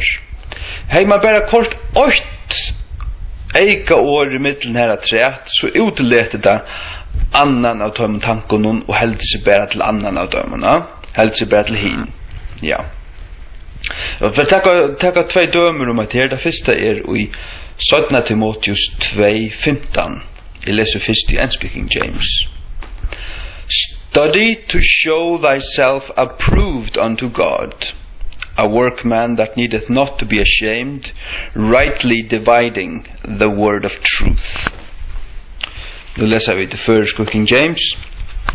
Studera at syna till självan, vidkändan inför gode, ein verska man som tarvast icke att skammast, rattliga døylande suntur sannløyks åre. Amen, amen, amen. Ger studera at syna till självan. Study to show thyself. Study to show thyself. Det her det två bådskaper och just här. Det i första läge att det som du skal studera. Det som du skal studera, det att syna till självan virkändan i förgode. Ja. Og i ørenlæge det til at du skal studera fyriat syna til sjálvan virkjendan fyrir gode. Og i til enska åralægen study to show thyself. Altså jeg har hørt prætikumen tale ut for her som versen og tar færa lukka som tar bruka båar eller bæge på engine komma fram. Tar sig at hatta verset sier at vi skulle studera Guds ord. Men i ørenlæge, eller herom framt sida øysten til at vi skulle studera et søy nokkun, til det som vi skulle studera et søy nokkun virkjenta. Men hei er skriva studera fyrir jeg søyna til sjølvan. Jeg så hei annar tutningen dotto borstur, og det er ikke vært ratt.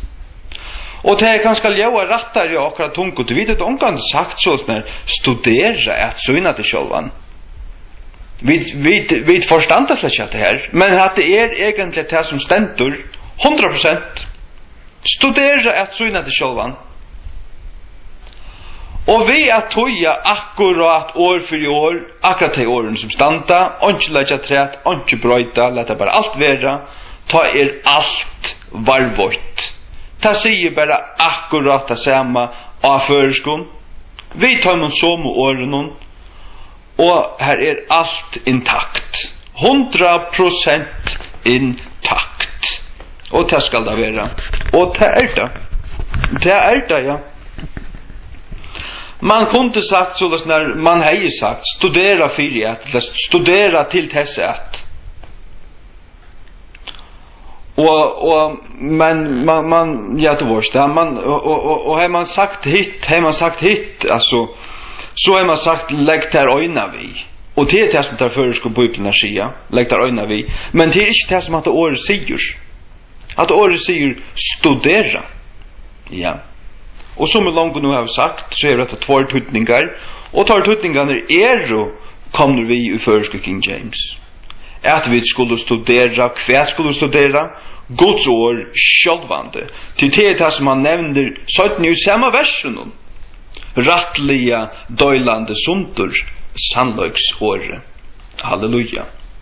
Og til det som vi skulle studera sannløgsåre så at vi virkjent inför gode, verska menn som ikke tarvast å skammast, som rattliga døyla suntur sannløgsåre. Færa ratt vi Guds år, ikke misbruka det, ikke færa ut i falsk læro. Og ja, døyla da sundur ratt. Døyla da sundur ratt. Ikke færa for lengt du døyla da sundur, men døyla da sundur her som da øyra døyla sundur.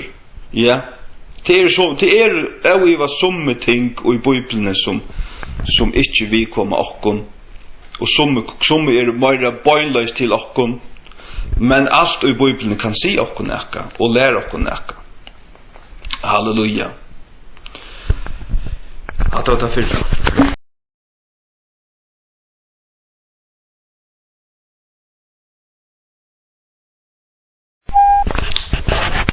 Det 17 i 4 Korint 14 og til vers 13. Jeg leser først i engelsk King James.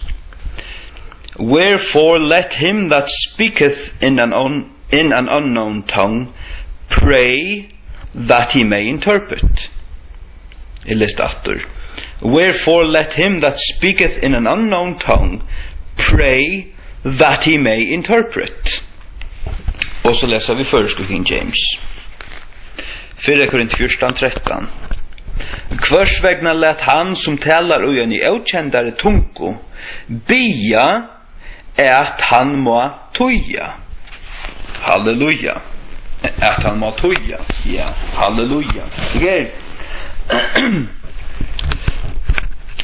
Lät han bia att han må toja. Ger. Alltså vad är det här? Är det att han ska be om att han måste släppa toja eller att han må kunna toja? Ja, det är det också. Men vi att toja akkurat de åren som stannar här inte bröjta. Låt det vara väl akkurat som det är. Bia att han må toja. Så är det här. Att han som hever öjna tungotello. Heger. Taverse och i privata bönarlöjve. Taverse till att du byr hemma. Jag byr ofta i tungon hemma. Jag byr, ja. Och ta er livra byr i tungon. Så byr jag av förskon. Och ta jag have byr i tungon. Och ta jag så byr av förskon. Ta tuje. Ja. Jag får i tujingarna av förskon. Ta jag have byr i tungon och gå lött. Och till akkurat det som är er. Jag har också hörst talare utläggat er som brukar King James biblarna. Tar utläggat det på enda vatan. Att han som hever tungotello han vi att bia tojer. Alltså tu hever en tu ber tungon ta verse hemma utan privata bönarlöve eller ta verse i kyrkjene. Och verda just i kyrkjene harst allmänt så skall det tojast. Ja. Og ta det stendet sånn pray that he may interpret. Så det til at ta du hever bi i tungon, så skal du bia av tøynun male. Og ta du byrjar a bia av tøynun male, ta kjemur tøyingen til tøyn. Halleluja. Ja. Vi trygg. Altså du bare byrjar. Och annars kommer hon eller kommer hon inte. Alltså hvis du förstanna så förståna. Ta du börjar att bia. Halleluja. Så det är inte bara till att du ska bia om man får henne. Men det är så först som du första bia så kommer hon. Halleluja. Ja. Så snett det är som är att ta i tryggve att nu får jag tøyingene och börja bia förskon. Så får jag tøyingene. Hvis jeg ikke trykker til at du får henne, så får jeg henne ikke. Jeg ankan du finner henne utan at trykker til at du får henne. Du først ikke fra god utan du trust. Ikke. Det er grunnleggende. Hebreerbrev 11:6. Han som kommer til god må trykke at han og at han en endurgjaldare av tøymon som løyta til hans herre. Utan trygg var det omöjligt att taknas god. Omöjligt. Ja. Och så till det här. Ja. Kvarsvägna lät han som talar och en i okändare tungo bia. Lät han bia. Att han må toja.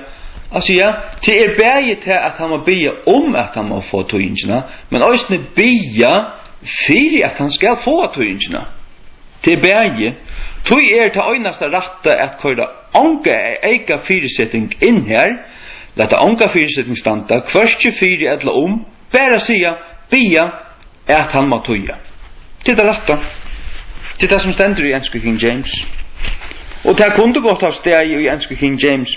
Pray in order that he may interpret. Eller pray for the interpretation. Men det stender ikke. Det stender bare pray that he may interpret. Og det som jeg skriva bia at han må toja. Ja.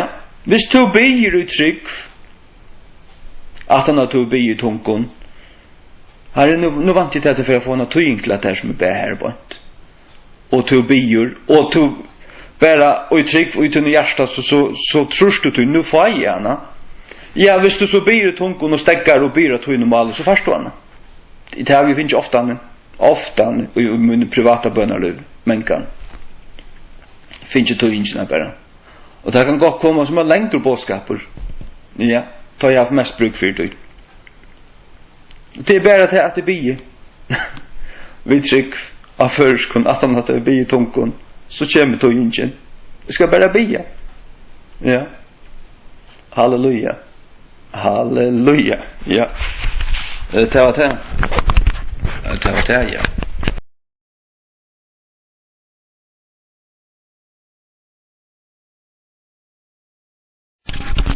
Du sørst til utfresen på dømen og nær at tar man tøyer bare simpelt enn de årene som standa i Guds bok år for år til ikke bort ikke kommer å si mer til bort til så er det ånga viring for god så du ikke annars ikke snakker om to borter hvis du sier til at det er bort så er to borter ja, omkylda med men det er bare sannheten altså ja tu pojkar att Guds bok och säger att det bort så är det borter. Nej, hör med. Åren i Guds bok, akkurat det som standa till det som skulle tøyast. Studera att syna till självan. Bia att han må tøya. Sørst du? Tøytninger han här. Och man ständer i vast betyder hette eller betyder hatte. Ja, men det betyder bäge. Det betyder bäge. Så jag tycker nämligen att klassisk mål här kan man tosa i ögonspår eller tvåmon eller trimon. Man kan tosa bröjare. Vi det är så att vi tålar bara har 8. Vi kunde bara söka 8 för oss. Vi kunde inte söka fler. Men Guds år är det inte så. Alltså, det är inte så grunt och så tallot som det är omkylda med. Det är inte så tallot som det är. Nej. Studera att syna till självan. Som du sast till två tøytningar. Två tøytningar. Och bara är rätter. Och det bära vi att bruka akkurat de åren som stand här. Att du först tar på tøytningarna. Hej du drejer dig en väg så hit blir väck. Hej du drejer dig hin vägen så hit blir väck. Och bia att han må tøya. Det är bäge be om att han måste släppa tøy eller få tøyingina. Och sen till att han ska be för att han ska få tøyingina. Tøy att så kvars man ber, hvis han ber i trygg, så får han tøyingina. Ja. Det är egentligen mer närliggande tantutningen till att här. Låt han be att han må få tøyning, att han må få tøyingina. Tøy ber han i trygg, så får han tøyingina. Ja. Det är så. Og hvis du ikke dår suttje hatta, hvis du ikke gauteker hatta, så vet du ikke hva trygg vi er. Så kommer du å bli ytterligere med å spotta meg, jeg vet ikke, det måste bare gjøre. Det måste bare gjøre. Det er trygg vi nemlig på bøn og trygg. Det gjør jeg. Det er ikke en bøn og vevn. Og det er heller ikke en bøn som teker om armen av god og bretter han og sier at nu skal god gjøre som jeg vil. Nei, det er slett det. Det er et hjärsta som er livande motvis gode. Og et hjärsta som kjenner god. Og et menneske som leser i hans året kjenner Guds vilja. Kjenner hva god hever givet i okken. Kjenner Guds lyfter.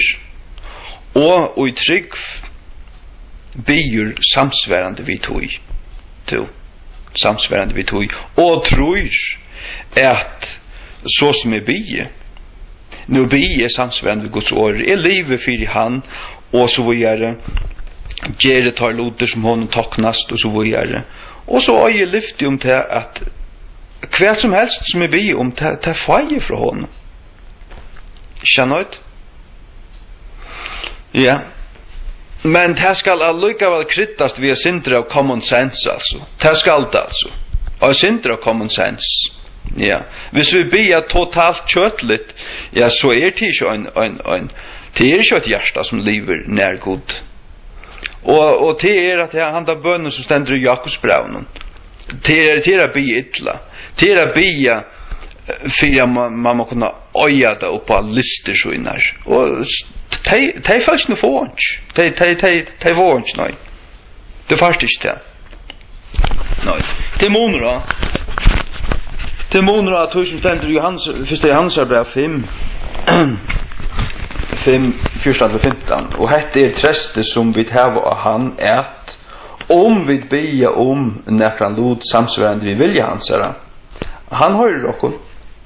Og vi vet at han høyrer okkon hva som helst vi ber Vita at vi har til ombønner som vi tror av honom. Halleluja. Ja. Ta vita vid. Ja. Hette det trest at om vi ber nekra lod samsvarende vi vilja hans så det søkja vilja hans og så be samsvarende vilja hans så varst du det du første som du be om du be inn i vilja hans ja det at det her ja og vil god djeva til tøyns når man tunkotal ja ta villan han iver høvrig kargur hvis du heldur gode kargur ja så først du ikke fra honom alltså så innerliga gärna som han ville givet där så du ett hjärta lucka du har inte trygg du har inte händerna öppna han får inte skal han stappa det in händerna så där hur ska han kunna stinka det in i fänger så där till ett fänger lucka han får inte givet där då han vill ge där då ja Han kom til Nazaret, han fikk ikke gjørst. Han kunde ikke gjøre undergjøret her. Kvoi? Ja, men var han skutt sånner? Kvoi kunde han ikke? Nå vegna vantrykt høyre. Han fikk ikke gjørt under her. Utan det at han lei hender og nokkur fafolk grødde deg fra smavis tinkun, skjønnøyt? Til monora. Ja. Jo, vi får att vi ber fra Gode. Det får vi. Men om akkurat det ständer katlacker till morgon. Ja, ta löjve med att Eva stå in. Hvis det är det ögnaste du huxar om så är näka galvit där. Purasta galvit där, ja. Nu läser vi Jakobsbrevet 4. Kvean fra komma orrostor og bardear tikkara mittlun. Komma til ikkje hean enta fra gyrndum tikkara som krutjast og lim tikkara. De gyrnast og heva ikkje, de drepa og tråa teva og kunne ikkje lotast. De berjast og krutjast. Tau heva tid ikkje, av tog at tid bi ikkje om. De bi om og møttak ikkje. Av tog at tid bi auratt. Altså ikkje av rattan mata. De bi auratt. Tid med upptära till på gyndir tyckara. Ja. Sars du, attur här, tid med, inte fyriat, och inte men bara ät. Bara ät.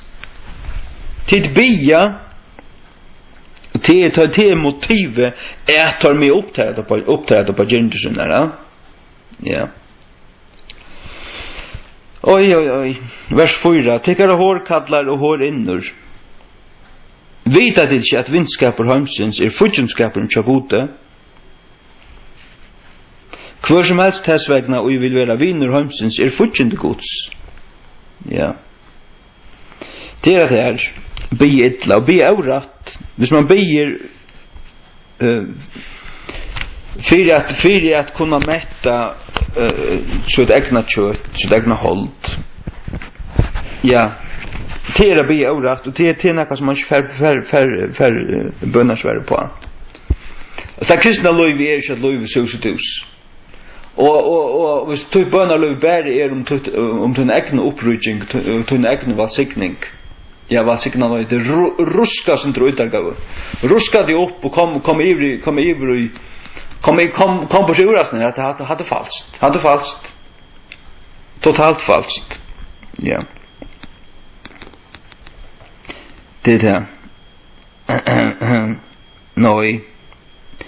Det är ju att be för 1000 bruk för det, självant. Men det är östne folk utanför det. Det är östne annor till en till för be för tajmen alltså.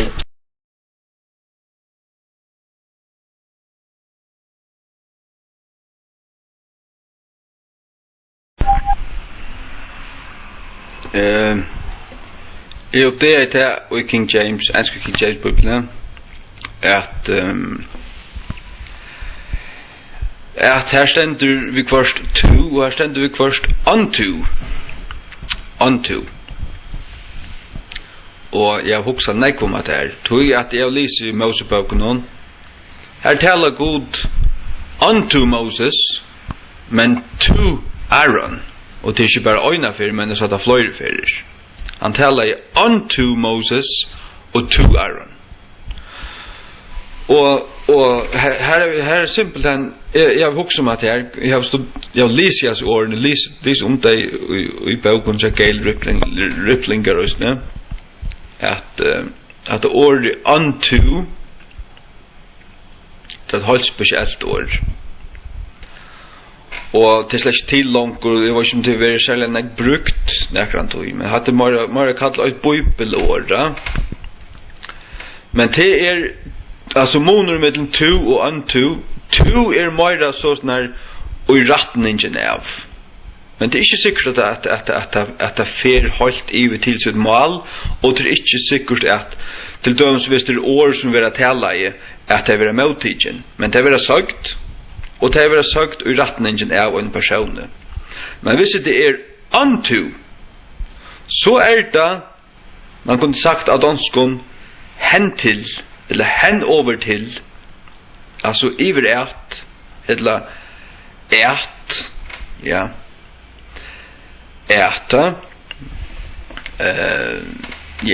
så at det tar det er uttalo, her har vi simpelthen sagt at Gud talar vi Moses, han talar vi han, eller han sier vi han, men han sier til Arons, til er mer så kallt kommanderande år, som ikke reflekterar at det er at det er forhold til mittendøyra.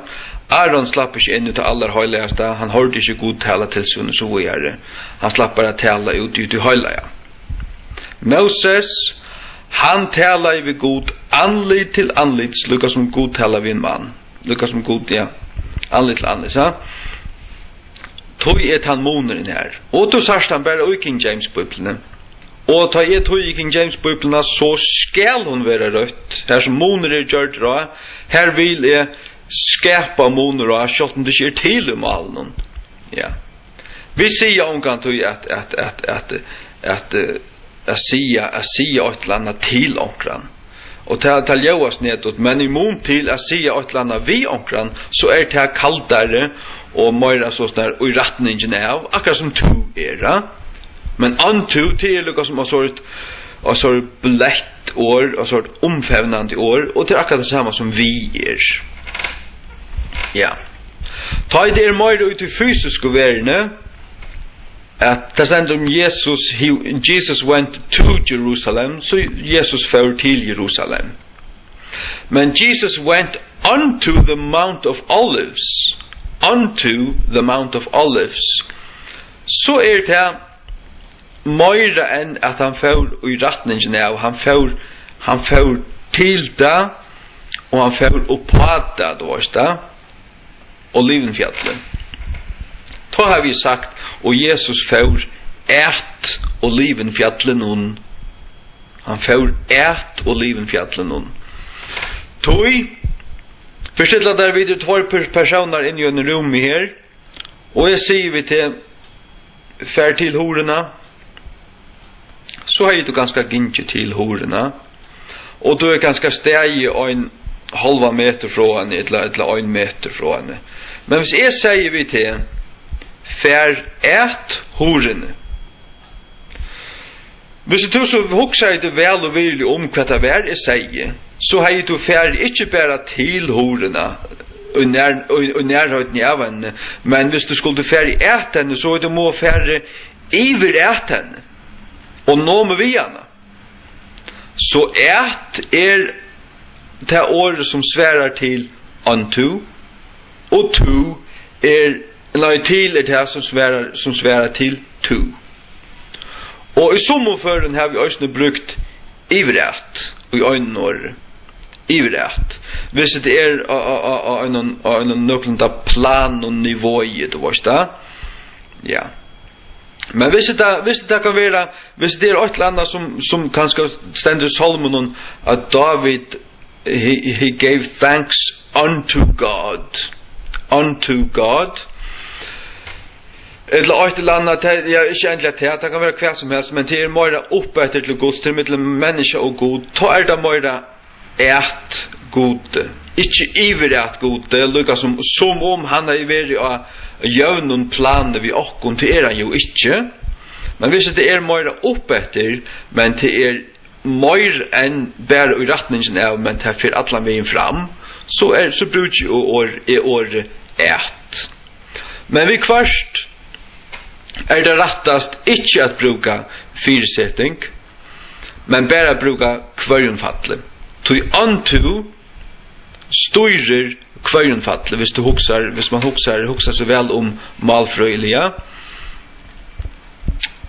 Det står kvørjunfattelig, og det har vi også ser vi samarbeidet Dals Bibel og King James. Her som King James sier unto, her stender øyelig ofte setningen bare oi kvørjunfattelig. Altså, voide herran og toucher det samme som man sier give thanks unto the Lord. Voide herran og toucher til mer enn å sier voide toucher til herrans. Til herrans, til lukka som bare i retningen av herran. Til utstraler ikke en relasjon og forhold her i middelen til og herran. Men hvis du sier voide herran og toucher, så kjenner du herran. Så du inn i herran, og han en pastor av det her, du voider honom nekka tid av kjennskap. Og det kunne jo i prinsippet nøysene være, og voider toucher at herran. Voider toucher at herran. Ja. Du skal ikke være klokker om du sørst til ångstan i Salmonen og i første King James. Da måste du bare hoksa det vel om. Du bare hoksa det vel om, voider toucher at herran. Hva betyr så at? At mest bara alltså iver möte, för iver möte, alla vägen till så att det blir tid möte. Iverat ät. Men som jag säger iverat till mer alltså en plan och nivå och ät utstråla till att det kan vara ösning upp efter. Så det är det. Nej, här som Johannes 20, Jesus kommer in till lärsvännerna att han ryser upp, så säger han peace be unto you. Det är inte det samma som att säga fri över vittekon. Fri över vittekon. Det är inte det samma.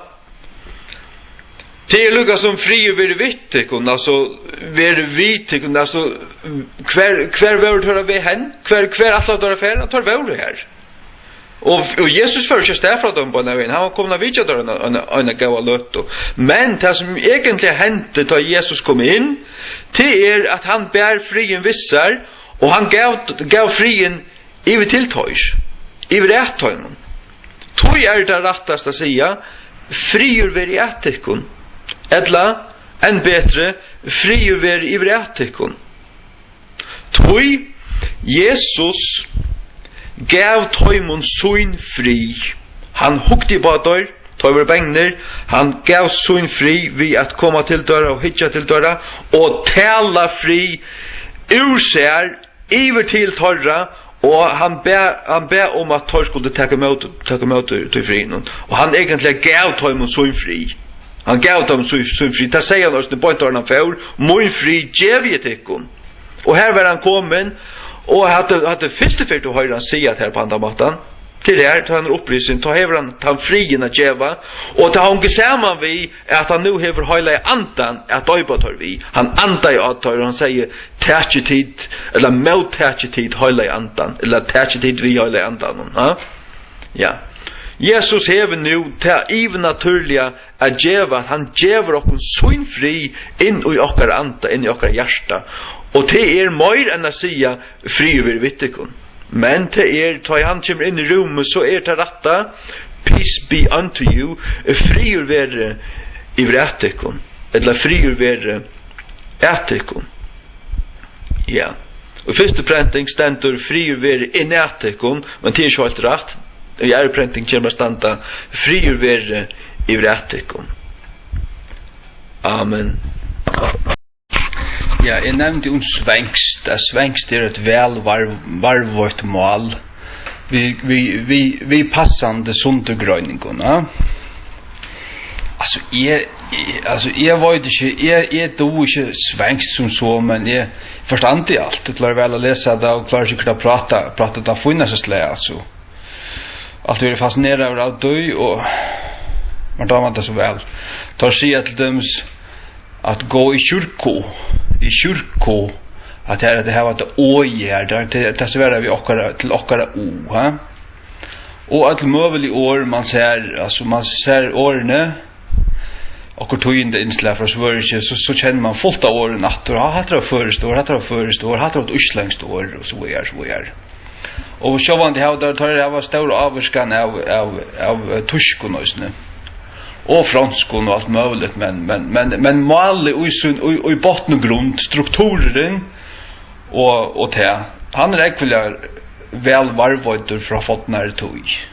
Dangst og det er snakk om norsk så mange i bokmål, sjåvan det finnes finere dialekter i Norra, men norsk som holdt det skriver jeg mål og det for negli, for utvattna, for nybrott, simpelthen. For nybrott. Sjåvan det finner du brott som lukas nøkron og i bygdamål, særlig og i vestfjøren og forskjellige stedene, og alle mulige stedene, altså, som simpelthen så flott. Det nesten førest, ja. Men ta i snakk om svengst, at jeg kom inn til. Ta inn og snakke om at det enske året i antu. Så her var svensk svier, det var som du lagt mest til det, men tar sier åt honom.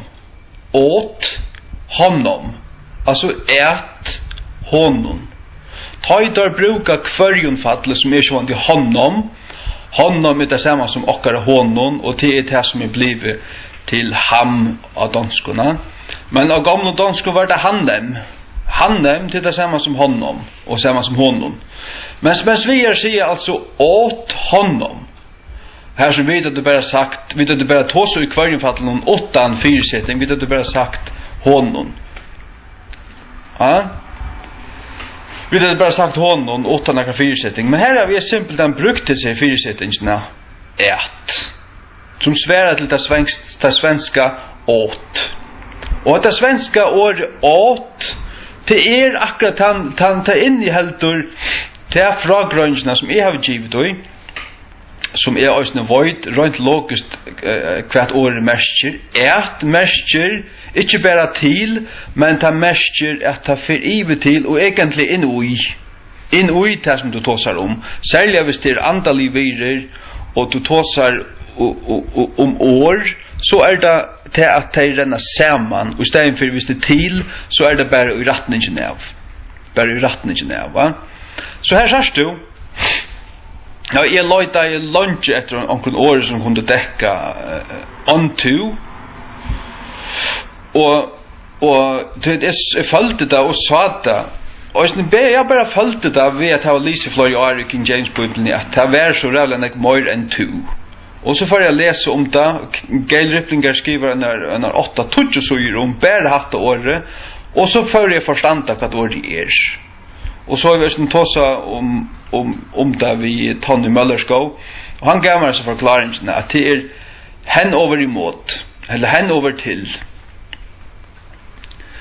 Men anto, det som vi sier bare et bibelår, og her kommer man også inn og anlegg, altså til dømes man løyder i førske årabøysene av neten, så rævlig ofte man ser til i klombron B-O-I-B-L, det vil si at det noe som bare finnes i Bibelen, at det slett ikke dagligdagsmål, eller tala. Og det akkurat her vi det her jeg rører meg inn i Bibelen, og jeg bruker det som kan brukast fra okra talemålet, fra til å skrive målene vi kjenner, og så videre. Men det som mangler her lærer jeg simpelthen histopist, akkurat til svenskon, akkurat til uslenskon. og gammal förest och så simpelt en smøye ting som slett ikke onkostan. Men som du sagt så av første suge her en av første suge i Nya Testamentet men her en suge vi åren som vi har gjort eller land som ikke vanlig. Og det ikke flere enn 30 år i alt Nya Testamentet. Og i alle Bibelen kommer det kanskje være dobbelt som nekv. Kanskje en trusjåfjers. Og hva det? Hva det jeg snakker om? Til åndsje. Og ja. Det simpelt den fyrir at Bibelen skal kunne være det som hun må være. Det som hun må være. Og det ikke så løsende at da du skriver at så du bunden av tog som kjent i malen. For søren, altså, så man så reallig avmarskaver. Man kan ikke være avmarskaver. Man skal slett ikke lette seg avmarska. Sjåvande det førest, og førest førest, men førest ikke bare det som vi snakker i det. Førest også det som var skrivet for trus, og forsvarensøyene, og det som i kvæven, og så videre. Førest egentlig også det som i seierbrøven, hvis du hokser det ordentlig om. Ja. Og her sier man at det det første føreska som kan vil skriva. Det det som finnes i seierbrøven, og her er i sin draren til høysene. Ja. Da sier man at nå det ikke langer norrønt, nå har det finnes noe føresk trekk, og så sier man hette, nå det førest. Og førest ble født simpelthen, ja, det cirka omlai år 1000. Det var førest født, og det ser man vi i Oslenskon. Det ble født år 1000. Åren til var det norrønt, ja. Og det vil si åren år 1000 var Oslenskt førest og norsk og alt. Det var bare samme malet. Og det vil si at det var samme malet under 200 år, ja. Det akkurat det samme som åndsmenn flyttet til Australia øyne i 1600-tallet. Og nå 230 år så ser man til at ja, man har mona, og det er sikkert fullt av årene som er ørvise. Og man tåser om amerikansk engst og brekst engst. Men i det færa målene 17 sundur årsaker tog at det er så galt samskifter. Nå, men det var det. Bare vise at man kan løsne bruke ur svenskon, og simpelthen teka et år. Men så igjen, jeg tog at året så har vi sett at jeg leser jo sin i Dalsa Bibel i Gamla Testamentet, ja. Jeg har sett han bruker det året og i røgnen, bøgnen, tøtningen, akkurat det, vi vet ikke om tøtningen som det svenska åt, og som det enska antu. Så her sørst du. Mal renner så snart sammen.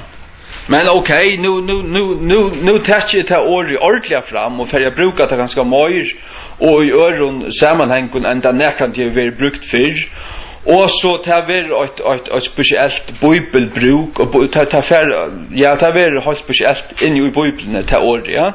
Ganske nek morgen hva vi da sett brukt før, og at jeg sett i år sammen, det var iverett, og i øynene året og sånn akka. Og iver og så videre, og i øynene året. Ja. Det er kanskje for å forklare hvor jeg gjør det, hvor jeg ikke lett å være sunter, hvor jeg kører nek år sammen og sånt, jeg alltid til nek bedre. Det gjør det nek grøyere og lettere å lese. Man kunne tro det over til å være galtende, men det er det slett ikke.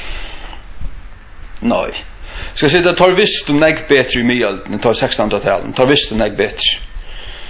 Ting som naturligvis høyrer sammen, man døyler det ikke sunter, så skal du teka deg inn og i bråten, hatta, til døms hver som helst, og hver du så. Hver du så, det har vi kors sammen i 8 år, hver som helst, det har vi kors sammen i 8 år. För annars måste du för som helst du måste läsa som nekvår istället för du registrerar i hela att det är ta året och ta så ut så tar du ta in i ögonen och så först du vojar ja Og ta suttje, ta samme galtande ut i gamla dansk, og her er østene hvem som helst i øynor. Ja. Så at jeg gjør bare akkurat som sjálfur halde vera best. Simpelt her. Og de som damer det, de får bruka det, og de som ikke damer det, de kan bare lette være. Tell you are fair enough, det er alltid.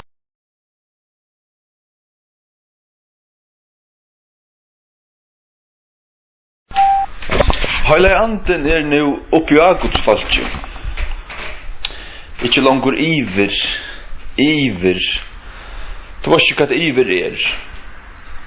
Nekka som iver, det nester ikke. Det svevar oppi iver. Det kan godt være rettelig lengt oppe, kan si at det er stadig være iver. Hver er han? 100 meter oppi mer? Eller kanskje 2 ljøsar oppi mer? Det var slett ikke. Det var ikke ta det stemmer iver, hvordan lengt iver han er. Men King James Bibelen sier upon, ja, upon, alt om heilig andan, ta han kommer iver, vi det vanlige at her iver, ta suttje i King James Bibelen, the Holy Spirit came upon them. Som til døms Apostlasson 8:8, and ye shall receive power after that the Holy Ghost is come upon you. Men de skulle mottaka kraft etter at Heilig Anden er kommen og påtekon. Ja, da ljøvas nedåt, leta så helt å ljøvas nedåt og være rett. Ja. Hver glese, det stender oppi av båren. Det stender oppi av båren. Det vil si at hvis Heilig Anden er oppi av mer, så stender han oppi av mer, og til akkurat at han gjør. Han stender oppi av høtten av mer, til. Ja, men så stender det at det blir øysene filter, og i Apostlasson 2. Men, hvert merke til at han er oppi av en menneske, det er alltid til kraft. Det har vi salvelse å gjøre, det har vi til elde tungene å gjøre, som du øyer at heve oppi av høtten av der. Ja. Oppi av høtten av der. Og henne kan du godt føle. Henne føler jeg daglig.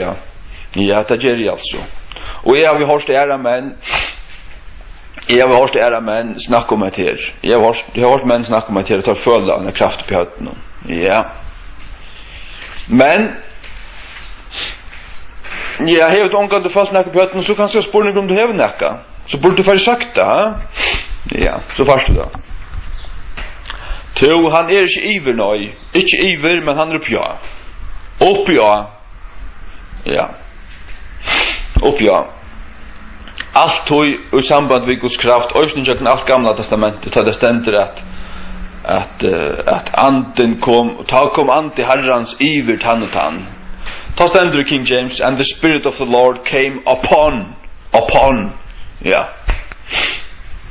Oppa. Ja. Jeg har vi hoksa nek om det, om jeg skulle sige om man er, eller om man iver, men nei, det er ikke noe nærstande. Ikke noe nærstande, altså. Her er ikke noe god kontakt, og det er nemlig av meningen vi er sånn her, at det skal være fullkomlig kontakt mellom Guds anda og han som fær han og passe. Her skal være fullkomlig kontakt, her skal løye middelen, her skal ikke være en halv meter. Altså, her skal være, altså, man skal fornemme til at han sitter oppi av, alt hans tingd sitter oppi av til her. Og det er akkurat det som året Kabba merker. Kabba som er det hebraiske året for dord til. Her som det stender i Søndag Korinthal, det er ja, at du er Guds dord kvøyler på atikken. Du er Guds dord kvøyler på atikken. Hva er det på, ja? Jeg skal finne det. Jeg skal finne det i min gamle bibel her på. Hvor er det nå? La meg lykke av leie. Lät mig lycka bli. Så skal jeg finne det her fram. Ja. Kabba. Ja, hekk. Nu läser jag alltså. Nej, jag ska inte läsa jag säger. Jag ska läsa i King James självande. Så är det Korint 4. Södna kunde fyra. Okej. Och det vers 16.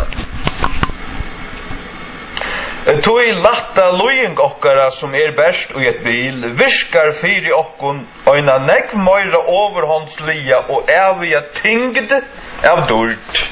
Tingd av durt, ja. Ja. Og at det året her, jeg har jo hørt at i gamla testamentet hatt det året kaba, og det mest nemlig tingt. Guds durt, mestjer til året som fyrir Guds durt, mestjer òsne en tungløyge, altså, ta du først an at du blir tungur. Du føler det som noe tungt i der. Ikke til at du blir tingtur, altså svalar det, men du blir tungur, rent fysisk. Det noe som pressar nyer. Det pressar nyer, ja. Ja. Halleluja. Og det akkurat hva det at ta i heilig anden kommer over det. Altså, du blir innsikla over at du blir frelstur. Da blir du innsikla over at du heilig anden inn ute. Så kanst du bli filter. Men så det 8-3. At du blir filter, da blir du åndsdøkter, eller filter, sånn her, og du blir fotler, akkurat som et holdt glas kan også bli fullt, og det kan renne iver. Da du blir frelstur, ta først og heilig andan inn ute. Bæra til frelsina. Og ta vittnar han vi anda tøynen etter frelstur, du blir innsiklaver. Ja. Og så kan du bli filter, og ta blir du filter, så først du tale tungun. Så først du tale tungun. Jeg vet hette kvite som lærer, men hette det som vi færre sjálvor, og hette bare ikke 1 millimeter atterfra. Hette sannøyt, ja. Hette sannøyt. Vi har 5 dømer om til at det ble fylt i apostlasøvne og i 4 eller 3 mun av tømmen 5 stendet det uttrykkelig og tar tale av i tungun og profeterer av. Ta jævla fylt vi heilig andan om 13. februar 4.5 ta fyrir tale tungun. Jeg ikke fylt og har en til. Jeg helt jeg vil fylt og har en til, men det kan jeg si at det hei altså ikke vært. Og ta i bløyfilter, ta fyrir tale tungun. Bøyna veien. Ja. Og jeg tale tungun så igjen. Ja. Men du kanst òsne få Guds kraft iver til. Iver til. Jeg vet ikke når jeg begynner å komme iver med, men det begynner en for å komme. Det er å komme faktisk fløyfer og større og mindre mat. Men ta har vi alltid følt det. Man tar føler man øyelig vel. Her er ikke takk å føle av, altså. Ikke takk å føle av. Og Paulus skriver også om til at kraft Krist som har takket seg bygg tja mer. Ja. Det skriver han om. At kraft Krist som har takket seg bygg tja mer. Sånn er Korint 12. Så det blir til. Det blir til til. Nei, jeg Ma kvile pjammer, stender King James. Ma kvile pjammer. 17 Korint 12, 9. Og han sier vi med nøye moin tilstrekkelig tjater. Tilstrekkelig, ikke noe mye, men tilstrekkelig. Sufficient. Tilstrekkelig til han ikke til å gjøre alt det som han skulle gjøre. Han finner ikke Guds nøye, og hun strekte til. Han pjør ikke få noe mer, han er nok å finne ikke alt det som han skulle gjøre. Tog det rette året her tilstrekkelig, det er et loksens finner jeg før skulle nå, ja. Det er Jesus som taler til Paulus. Tog måtte og moin være kun gjør det fullkommen og i vøykleika om skilta. Mest gledelig av tessvegna vil jeg helt rausa mer og i vøykleiken moinon, at kraft Kristus må kvila og pjammer. Kvila, akkurat som vi atler sånne tingt, og pjammer, hva det? Og pjahøtten noen. Akkurat hva det her som flamman kom nyer i apostlene, og i apostlasøvne 2, gjerningen apostlene 2, og tan flamman og ikke bare øyne for å komme og så eppe ut til. Hon øyre veksa, hon øyre blivet en eld. Hon øyre blivet til en eld. Ja, til hva hon øyre blivet til. Og jeg minnes øyne for nu løy i husene til Marno her på Marno Frans, som ble bygd til torrere, men jeg minnes til at Marno Frans bjør mer øyne fra nord til Solide Gloria, at det var et møte ved Tøymon. Det var mitt av 15 det var så helt otroligt alltså ja. När att jag skulle jobba vittna och jag fick också helt speciellt att jag fick en speciella bön för onkeln i min skjorta. Och jo, jag ber god helga, hälla olja och vin och sarne och gröa till sjuka. Det kom lika som effekter bönlös för andan med här med en stå be. Och Marna säger det, hon får upp att hon skulle ända. Hon säger till mig, jag ber så bönerna.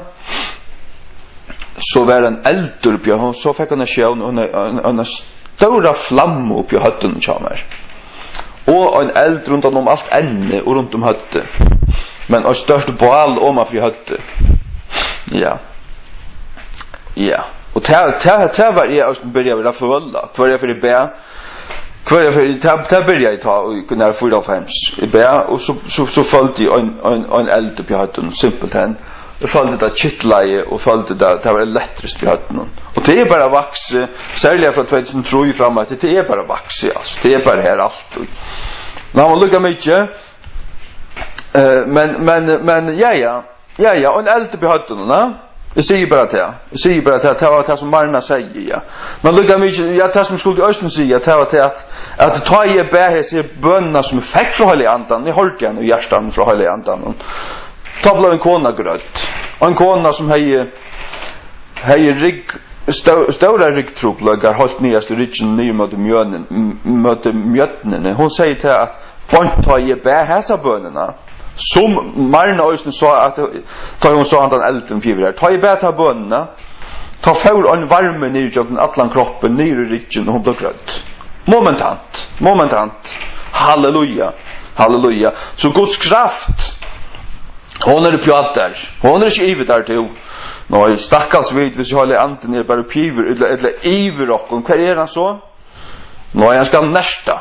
Han ska väl pja Lukas med glas som ständer pja borren ta kviller i alla såna tänkt och borre berta. Så snart att håller anten kommer på och med såna kraft ta är vid bärar där och vi får det. Du får det 100%.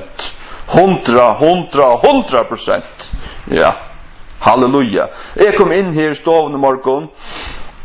Och jag började ta i vakna så säger jag morgon halleluja. Gav morgon Jesus. Halleluja.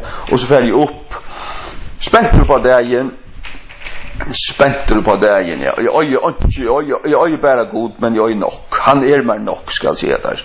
Och så kom jag in i stoven till jag kan inte vara ute i bostaden så kom in i stoven. Och vad följde jag?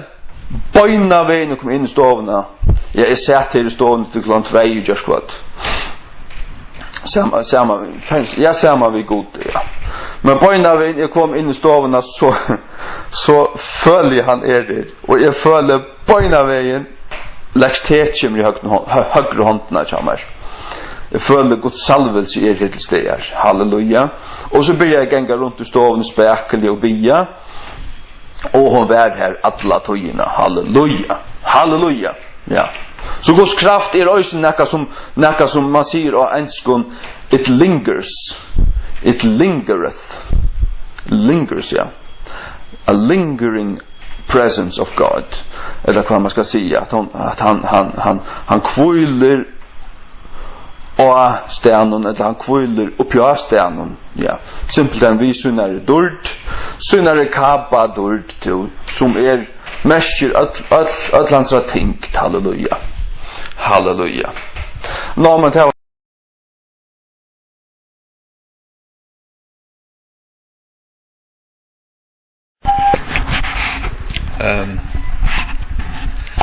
det du syns att ter till att ha reglerna är av last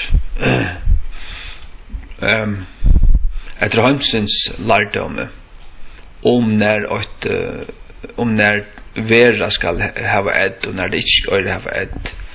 Tar kan det släcka bruka ta i arbete in i Bibeln. Då kan inte bruka nej. Tog att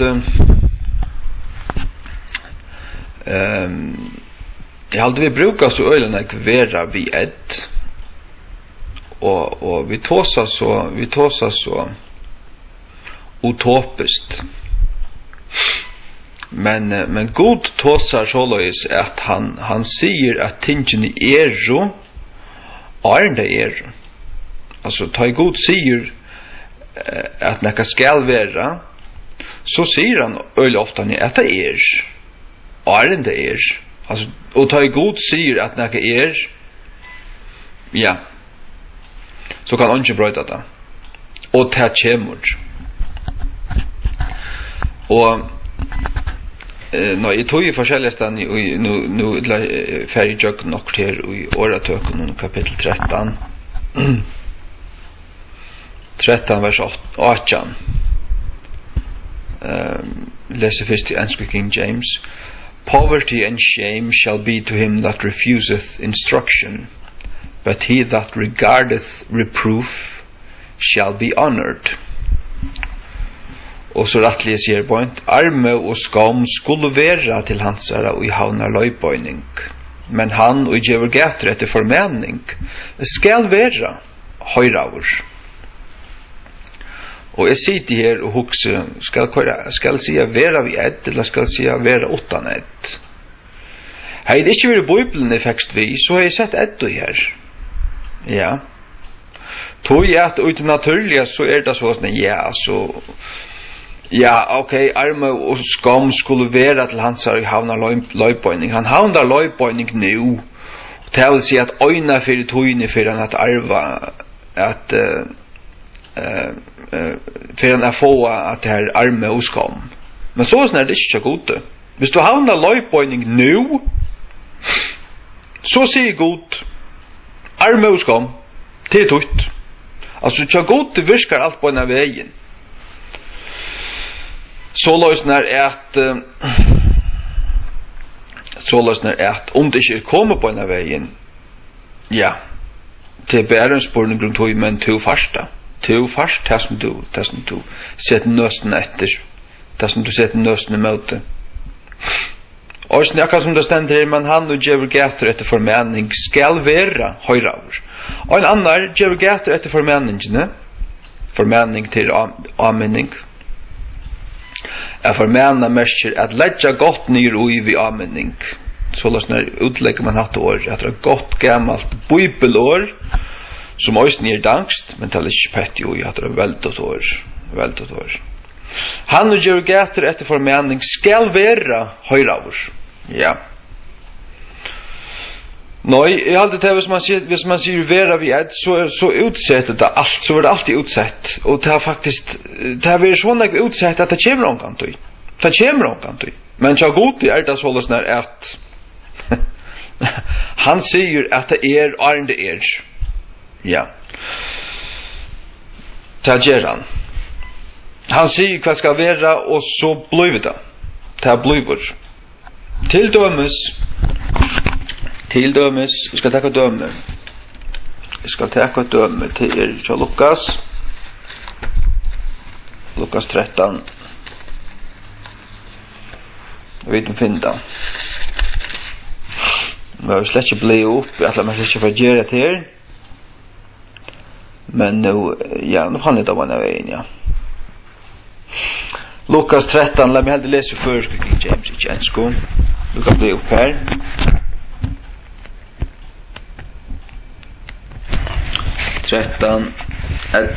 La meg lese.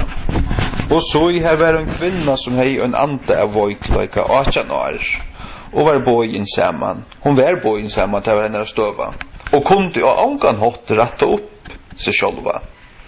Og da Jesus sa henne, kallet han henne til sunn og sier vi henne, kvinna, tu erst lost fra voikloika tøynun, men det var hun slett ikke. Hva sier Jesus så løsner? Jo, hans år sier det som det han kallar tingene som ikke som om det var, og så løsner skapar hans år, han skapar det, han sier det skal være så, ikke bløyva, men han sier at det så løsner god, hadde man forstanda, til, og hadde en bibelsk lov, men hon är inte galtande utanför Bibeln, alltså. Eller jo det galtande alla ställen vi kunde lära allt av Guds ord men det som menar vi att inte en lov som heimen skilur. Du lära att från heimen att lära det från Guds ord. Så sen det nästa vers och han la i händer sina och henne och i stunden var hon gjorde boin och då mätte god. Halleluja. Halleluja. Ja. Så det sägs till att han talar och så lägger han händer och så händer det. Ja. Ja. Halleluja. Det är väldigt underfullt då. Ja, jag älskar det faktiskt. Det må jag bara säga akkurat mer. Kvar är det ständer nu ska nämna tar låter som inte är som omtar väl det ständer första Romare Brown där på jag finner inte kommer får jag det så att på nu. Men det är första kapitlet här i Romare Brown, va? Och kallar tar låter som inte är som omtar väl. Är det kapitel 3 eller 4 eller kapitel 8? Ja. Men så är det skapar god, så är det talar han. Och självande, och vi kan ju, hvis vi brukar alla denna vera vi är, så blir det utsett, och att det kommer omkant, inte kommer, nej. Till det samma som att Heilige Anden är inte iver. Han är sån dans som inte iver mer. Han är pyjamer. Det ska vara kontakt. Nu skulle tingene komma allan vägen till i förska bibeln. Nok svansar och dansar och alltså. Nok av oss när till. Det blir allt för slappt. Allt för något sloppor och jag säger allt för något sloppor i bibeln. Simpelt än. Där följer man man läser engelska King James. Här är kraft, här är nöjaktighet. Alla stjärnor, alla mina jöknon och folk förstanda det slett inte. För folk är blind. Det är starblind i sida brackar som det är. Och nej, det ska så en dans med vara rätt. Alla mina jöknon. Det är inte att jag angående brukar vara vid ett. Angående följer det. Det är också väl om det. Nå här ska vara vid ett. Men en ofrälstor malfröingur han kommer släcka botten och gör bauchen här. Han kommer släcka botten. Han ska bara lägga såna malfröj briller fra sig och läsa henne som en andaliga bok. Det tycker att den är. Ja. Arme och skam skulle vara vi är till hansara och i havnar löjböjning. Ja. Havnar det löjböjning så är det arme och skam böjna vägen galne. Böjna vägen. Men han och giver gätter efter förmänning skall vara höjravur. Nu. Ja. Nu. Tu så är det ska komma. Och det ska komma skjutare än du helt kan. Ja. Faktiskt öjer du det om det inte är kommit till dig så öjer du det. Gev du gätter ett löjböjningen så ska du vara höjravur. Vi är det. Ja. Om inte av mannen så är god. Lägg märke till. Om du ikke vil høre av mannen på en veien, kanskje det kommer en for framtøyene, men en annan hører det. En annan hører det. Hvis du gjør gæter etter hans formenning, fra hans ordre, og det er godt. Han sender sånn heilig ande i det, eller opphatt det, og han sender øynklaner av tjena der. Han sender øynklaner av tjena der til. Men arme og skam skulle være til hans og i havnar løypøyning. Skulle være nu. Ja. Om ikke i egen at du kav høytene og råttene heimen, så i egen og gode. Ja. Nu hukte jeg ser gamle dansk, hun fyllt jo til samme tankegången, til samme tankegången, ikke? Årtusen 13-18. Og hva har vi også, altså, til mestjer kvør som helst, eller kvør ui, ja, kvør så. Hva som later tukt fare, haver armod og skam. Sars du? Hatt ikke nekka, vet du, vi ikke skått lengt framtøyne, han sier her, han hever det. Ja. Han hever det, han hever det nu. Haver armod og skam. Ikke kommer til at have, eller nekka. Nei. Det som det är värre hvis jag är kort ett och jag så bei värre här så skjuter man det långt fram i framtiden. Det är hata för ögonen för att komma att det blir också om. Nej, du förstår nu. Haver armod och skam, du har det nu. Men den som bevarar straff skall äres.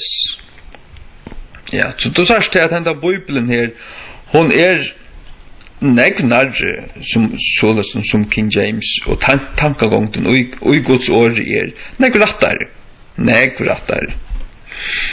Ja. Okej, äras till ärast till det samma som vara ära och här som vara har haft detta till det samma som det. Men du sa det lukkavel, utifrån här värda ta rätta tankegången. Den gamla danska är lika god som King James, men hon är månande bättre än den moderna Bibeln är. Månande bättre. Ta det. Jag lär mig lukka hitja och dalsa på Bibeln.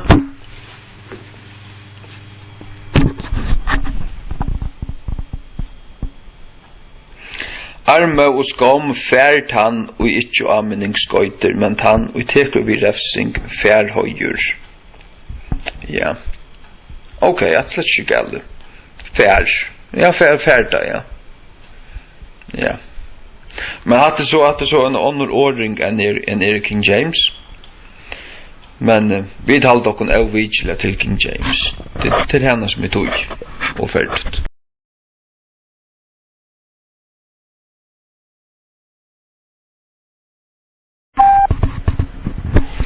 Så som jag har lärt förrest jag med förska skola kör vi allt det. Så vi ska då som till så eller tvinga vi sån här att man har så tvinga regler om att när det är vera vi ett. Om man håller till att hvis det uppfyller av så regler så skall det vara vera vi ett och det kan inte vara utan ett. Det blir till sig det, ja. Och det vill jag rätta här över vera vi ett. Nej. Inte visse det som jag vill säga inte bliva, men det är vera.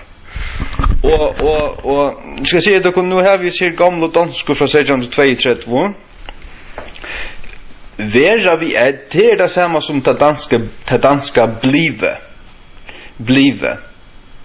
Och jag ser att han nu tar i rättläse så har vi så dansko chamar hitjo i henne och först tar jag suttjo att vera vi ett. Man där standa blive ut i dansko, va? Nej, så ständigt det knappt bara värre. Ikke? Matteus 24:32. Men så det är nå av euro, så skal østene komma människosonarins vera. Jeg skriver vera vi ett til at det hadde nekko i framtøyene sålesne ferd til å bliva. Så ikke ut av dansk Matteus 24:32. Men like som noe dag vare, så skal også menneskens sønns tilkommelse være. Ja.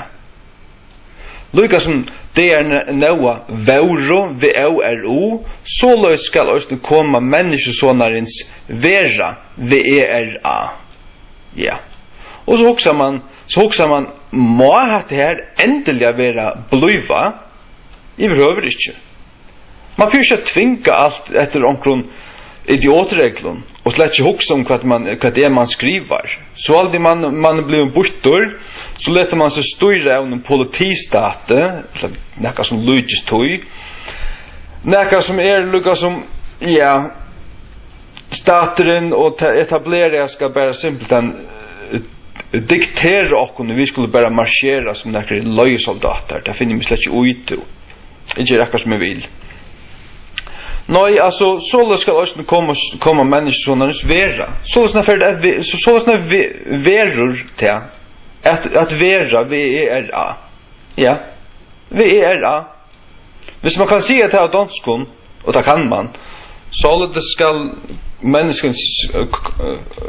människosönnens komma vara. Så ska det vara. Så kan du säga det här förskon. Så när ska det vara. sånn skal det være. Ja. Det må man kunne. Det kan man, sjåvande kan man det. Hvis du snakker dansk, så kan du si sånn skal det blive, eller sånn skal det være.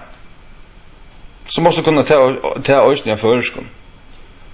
Jag hade vi må då att huxa kvart årene betoja och bruka det efter tusen det mestja och känna reglerna och inte bara flauta vid tusen omkring idiotregler. Så då vill jag skriva. Det var bra.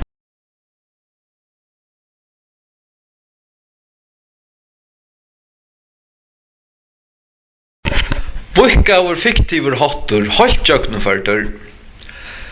Ta tria som halt jögnumfært ut føreske King James en vikkaur hugsandi hottur.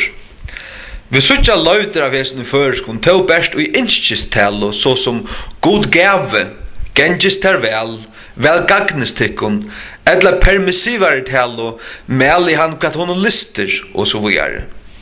Og i gamlum føreskun hever hetta vere auiva ein brøyur og halt innfeldur pastor av malen og i uslenskun og klassiskun enskun. Ta og vi sia og det som hava en gåan det skal skiljast som innskistella, men båshatteren ver nyttur, to innskisthatteren tøyverdig ikkje til i malen. Ta rattara og eldre hei vere, heve to en gåan det. Ja, nemlig det. Måneren mellom faktivan hot og fiktivan hot som omfattar bægi innskishot og permissivan hot best ein lytil overvøker nuansa som bibliolesaren kjøtt vil glæver fire og vil lære at meta og elska. Trygg vi mer, ja, eller lat vera hver av oss her.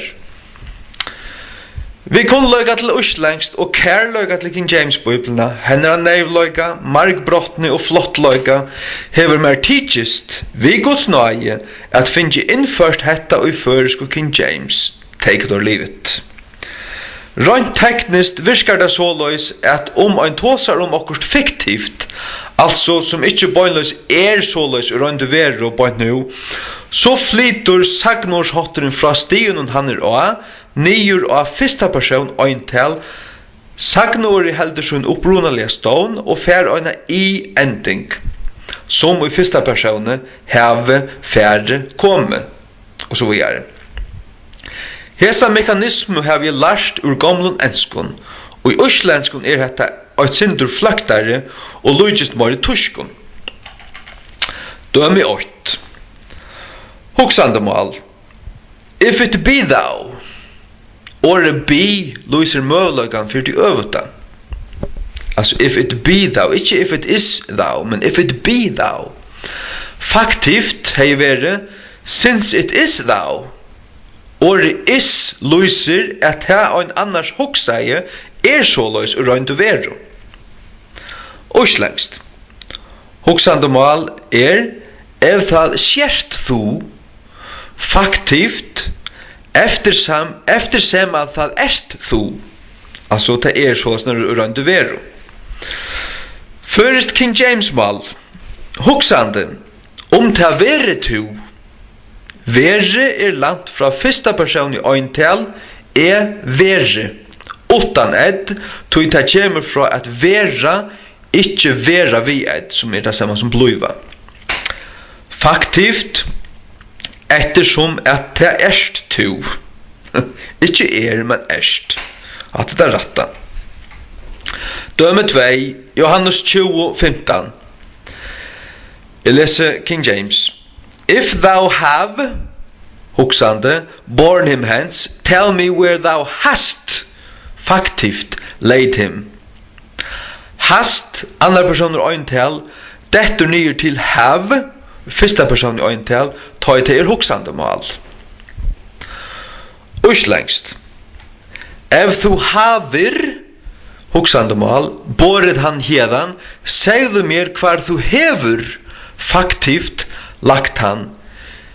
Hefur brøydist til havir, ta til hugsande mal, som en fodden ljaubrøyding, enn ui nuslu og uslengskun i det. Så kommer først King James mal, som jeg har konstruera, för att täcka det som jag har tagit fullkomliga 100%, inte 40% to. Det ska vara perfekt, annars vill jag inte ha det. Det säger bara akkurat som Om du have huxande, bor han hian, se mer kvar du hevurst faktivt lagt han. Om han have nærre talemalen som om han have sær, og om han være kan òsne være om han være seg. Som tar vi sia ta være seg hetta eller hitt, som fiktivt mal og dagsens talemal, hikk? At det finnes du i føreskone, at det bare, vi tror ikke bare løvder av døy, tog hever det vært til i føreskone øynafer, og vet at jeg bor 6 år i Oslandet, så dog jeg til, jeg har landet der fra Oslandskone, jeg har brøtt av Lutsindur, i måned King James øysene, for at tog jeg King James-bibelene fullstendigane. Ja. Okay. Hetta lærer ein annars sera kjøtt a skilja, ta i ein hever lys og sintur vi som malbrukene. Undalta byrja vi, men det er ikke så lengt fra tog vi kjenna, at ein ikke skilur det. Vi togene ver ein faktisk glæver for hetta, til tedjer male rønt faktisk nekv grøyare, ikke fløktare, som ein annars vilde tro. Ta i ein fyrst hever finnes det inn i kjerve. Undalt det at samstundet som teltur og tøkne skal uppgraderas kvart og så at så malet i støven forfattelig og attergångt. Skal ein finna malnuslu i sunnen hakst og hattun, må ein trudja 4 alder atter i tøyina for å finna neka som lujt nøkron. Og jo, ta i engsttalande fölkje enn allan heimen, enn ta i svartast og Afrika, som tilveru tidsi, enn i det veler at lesa superrøtt og hyperflott og King James-bibelna fram alt alexandriska skrelle, så trygg vi at bibli og elskande føringurinn bægi megnar og innskjer megna mentslukt. Megnen gjer allar luder jøgnum Krist som gjer meg sterskan. Jeg sier oppater, megnen gjerra allar luder jøgnum Krist som gjer meg sterskan. Filippenserne 4:13. Halleluja. Megnen gjerra allar luder jøgnum Krist som gjer meg sterskan. Filippenserne 4:13. Takk og lov. Og einhver fyrir skammast vi lesa føreske King James harsta møte, ja, så lett vera. Guds rujji ikke fyrir innan ratt og hvordan så Tøyn rastla fyrir så ikkje støyre her som mannen her, bauka til. Tøye føreske King James, så fyrir øynans tudjo fraumar føringar, og lete spottaran gappa som han vil, tætje mar ikkje autoi. Det det.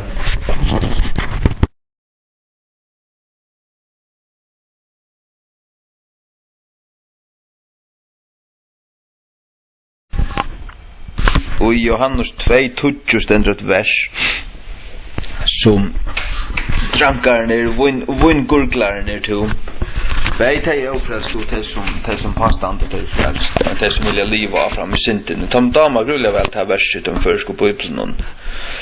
Men han føreska King James som kommer å skjøta til bøyne til stand og i foten. Hun kommer å skjøta til bøyne suntur saman og prekva til en satanisk liggen til oss der jo at to. Ta med damas vel at det versen skal lesa da. Hver med vår seter fyrst hitt gaua vojne fram og ta i tøyre vårne drukner hitt ringara. To hever gømt hitt gaua vojne lukka til nu. Og så sier det hikk, Jesus satt her i en balle her, alt folk var drutje og han gav dem bara møyra drekka. Han var sikkert fotlo sjálfur. Hikk, lett å få en bajara to. Frelster, det vi da vi i kæren, og har vi da finnes at her på plass, det kan gjøre akkurat det samme. Tycker att sataniska vittlöjda pack hvis du trycker att här. Tycker att vanluckliga vittlöjda stackala dojs, det må jag säga, hvis du tryckvas den här. Ja, att det passar inte, att det kolsvart liggen, tar vi över släck drukner. Det var släck drukner. Du ska läsa vad ständer King James, Guds verliga bibel. Du ska visa där. Enska King James. and saith unto him, Every man at the beginning doth set forth good wine, and when men have well drunk, then that which is worse. But thou hast kept the good wine until now. Her stendur bara at men have a well drukje. When men have well drunk. Have well drunk. Have you drunk well?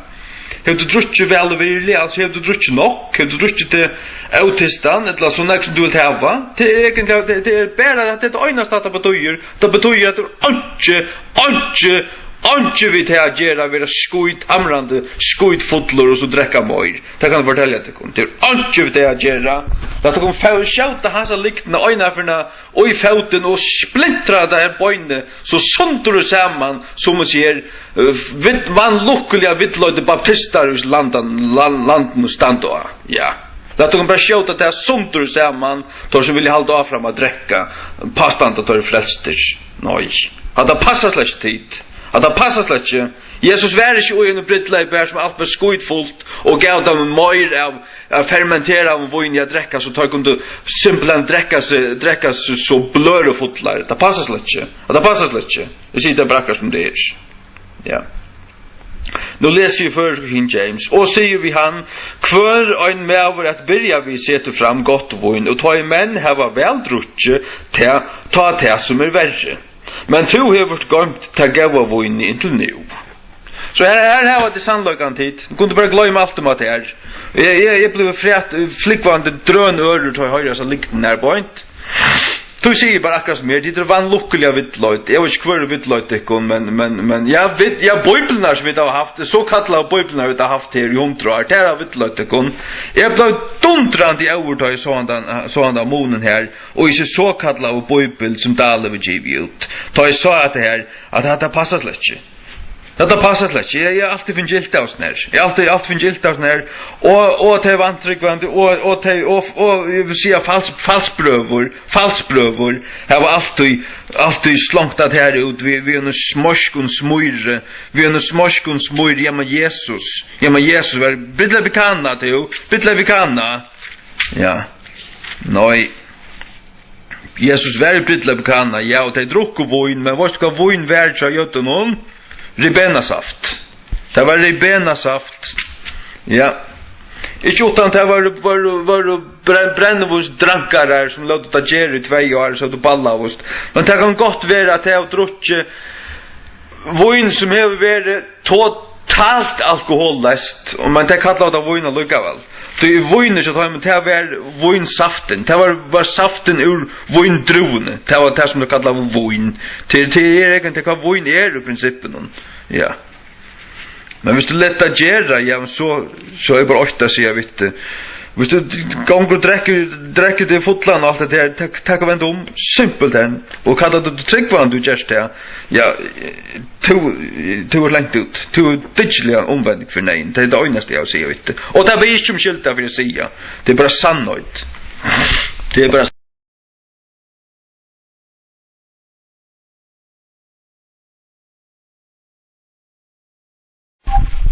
og et vers som prekk var rettelig vel til dømes ta i tar sjøt og out og sørste kvaldmaltøyna og et vers som prekk var rettelig vel at det var vindru og saft tar drukko og ikke vin skal vise det kun tar sjøt her og drukko vindru og saft og det kan godt være at Jesus sier at vi er noe vindru og tisse i sin hånd og krossde ur tog det kan si der tog er at han sier Lukas 22:18 skal vi se der Lukas 22:18 leser jeg enske King James For I say unto you I will not drink of the fruit of the vine until the kingdom of God shall come the fruit of the vine ja jeg vil ikke drekke av fruktene av vintrænen ja fruktene av vintræn drekke av fruktene av vintræn drekka vintræs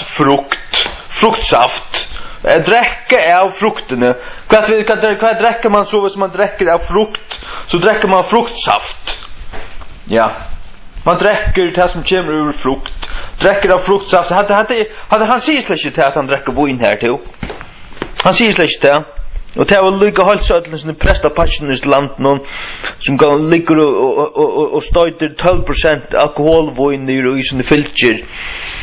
Og løsedammen syndarna fyrirgjeng bedre til det koma til nekvann til allfest avfrelst, avvendt, fullstendigane. Ja. At onki vi Herrens bor gjer. Herrens bor fruktsaft og brei. Her som man øyer Jesus personliga som sin frelsara, og tar man rattla minnast at det her to. Ja. The fruit of the vine. The fruit of the vine. Han sier det kun. Gern 22. Halleluja. Ja. Så jeg sier til kun, jeg vil ikke drekke av frukt vintrassens inntil kongadømme Guds skal komme. Her hever du frukt vintrassens, ta og drukko fruktsaft. Du, ta og drukko fruktsaft, ikke vin. Amen.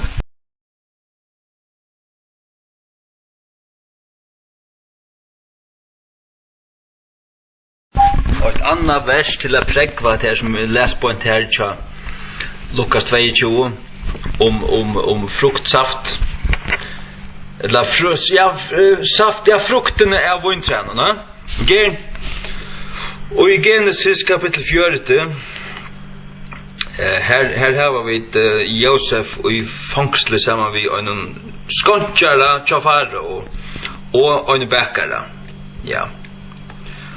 Og her det høvudskontjaren, han forteller dreimen for Josef fra vers 9 og ut etter, hør her. And the chief butler told his dream to Joseph and said to him, in my dream, behold, a vine was before me, og et vintre var framfor meg. And in the vine were 3 branches, and it was as though it budded. Det var som ta blomma i. And her blossoms shot forth, and the clusters tissene, the clusters thereof brought forth ripe grapes. Bære fram stegen vinbær. And Pharaoh's cup was in my hand, and I took the grapes and pressed them into Pharaoh's cup, and I gave the cup into Pharaoh's hand. Her sørst du, han gjørte vin, altså han var skontjær tja Farao, og han gjørte honom det som Farao drakk. Og hva drakk han? Han var høvskåndsjær, han drakk jo vin. Men hvordan gjørte han vin? Hvordan gjørte han vin til Farao? Han tog et vinbærja tissi, og han krøste saften ur døy, og til drakk Farao. Ja. Så gjørte man vin til. Her sagt du da. Her hevde det svart bak vitt. Og ta Jesus her vi søste kvaldmaltøyna drakk ikke kærlesen, men bikar.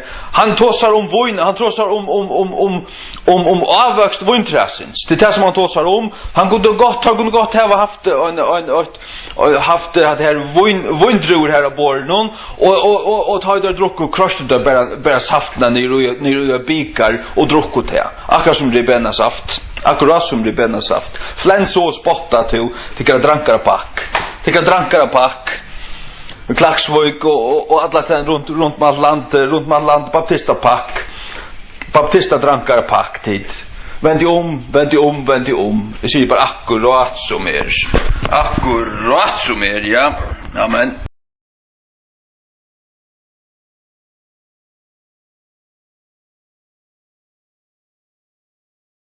Jeg var kommet vel i holdt ved at tog Nødja testamentet ta i hørte i utvarpen at Sjure Skali har skått opp at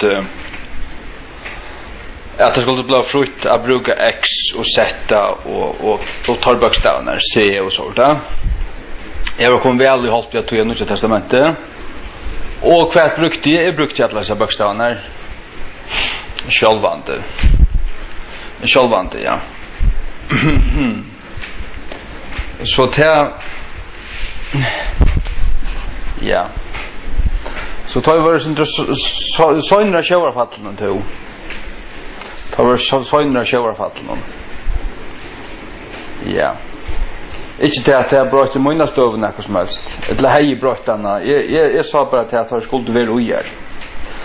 tar en så här latinska bokstaven eller tar bokstaven som manglar för tar skulle bara vara i försk King James. Och tar med grekiska namn till dömes. Caesar CESAR självande. Men så framärker är Jerry Moon att se vi här som det ska uttalas som ett K och här som det ska uttalas som ett S. Ja. Det här Jerry Moon då. Ja. Jo. Nej, det sa jag bara. Tar skulle vara här. Och så hörde jag här ut att någon så också jag hicka nu. Det är också som rörelse, det är forskjellig som rörelse. Jag var inte i östen att tegnsättingar reglarna för att lösa det linar, det friar jag förskon. Det rockar bara vi tog in, ja. Ikke til at det fyllt dømen, ikke til at det er brott næka som helst. Og i munnar skriving, og i stolen i King James Bibelen, han noe som han Jeg bruker ikke det som her. Det var det, ja. Nå, jeg vil bare bli merke til.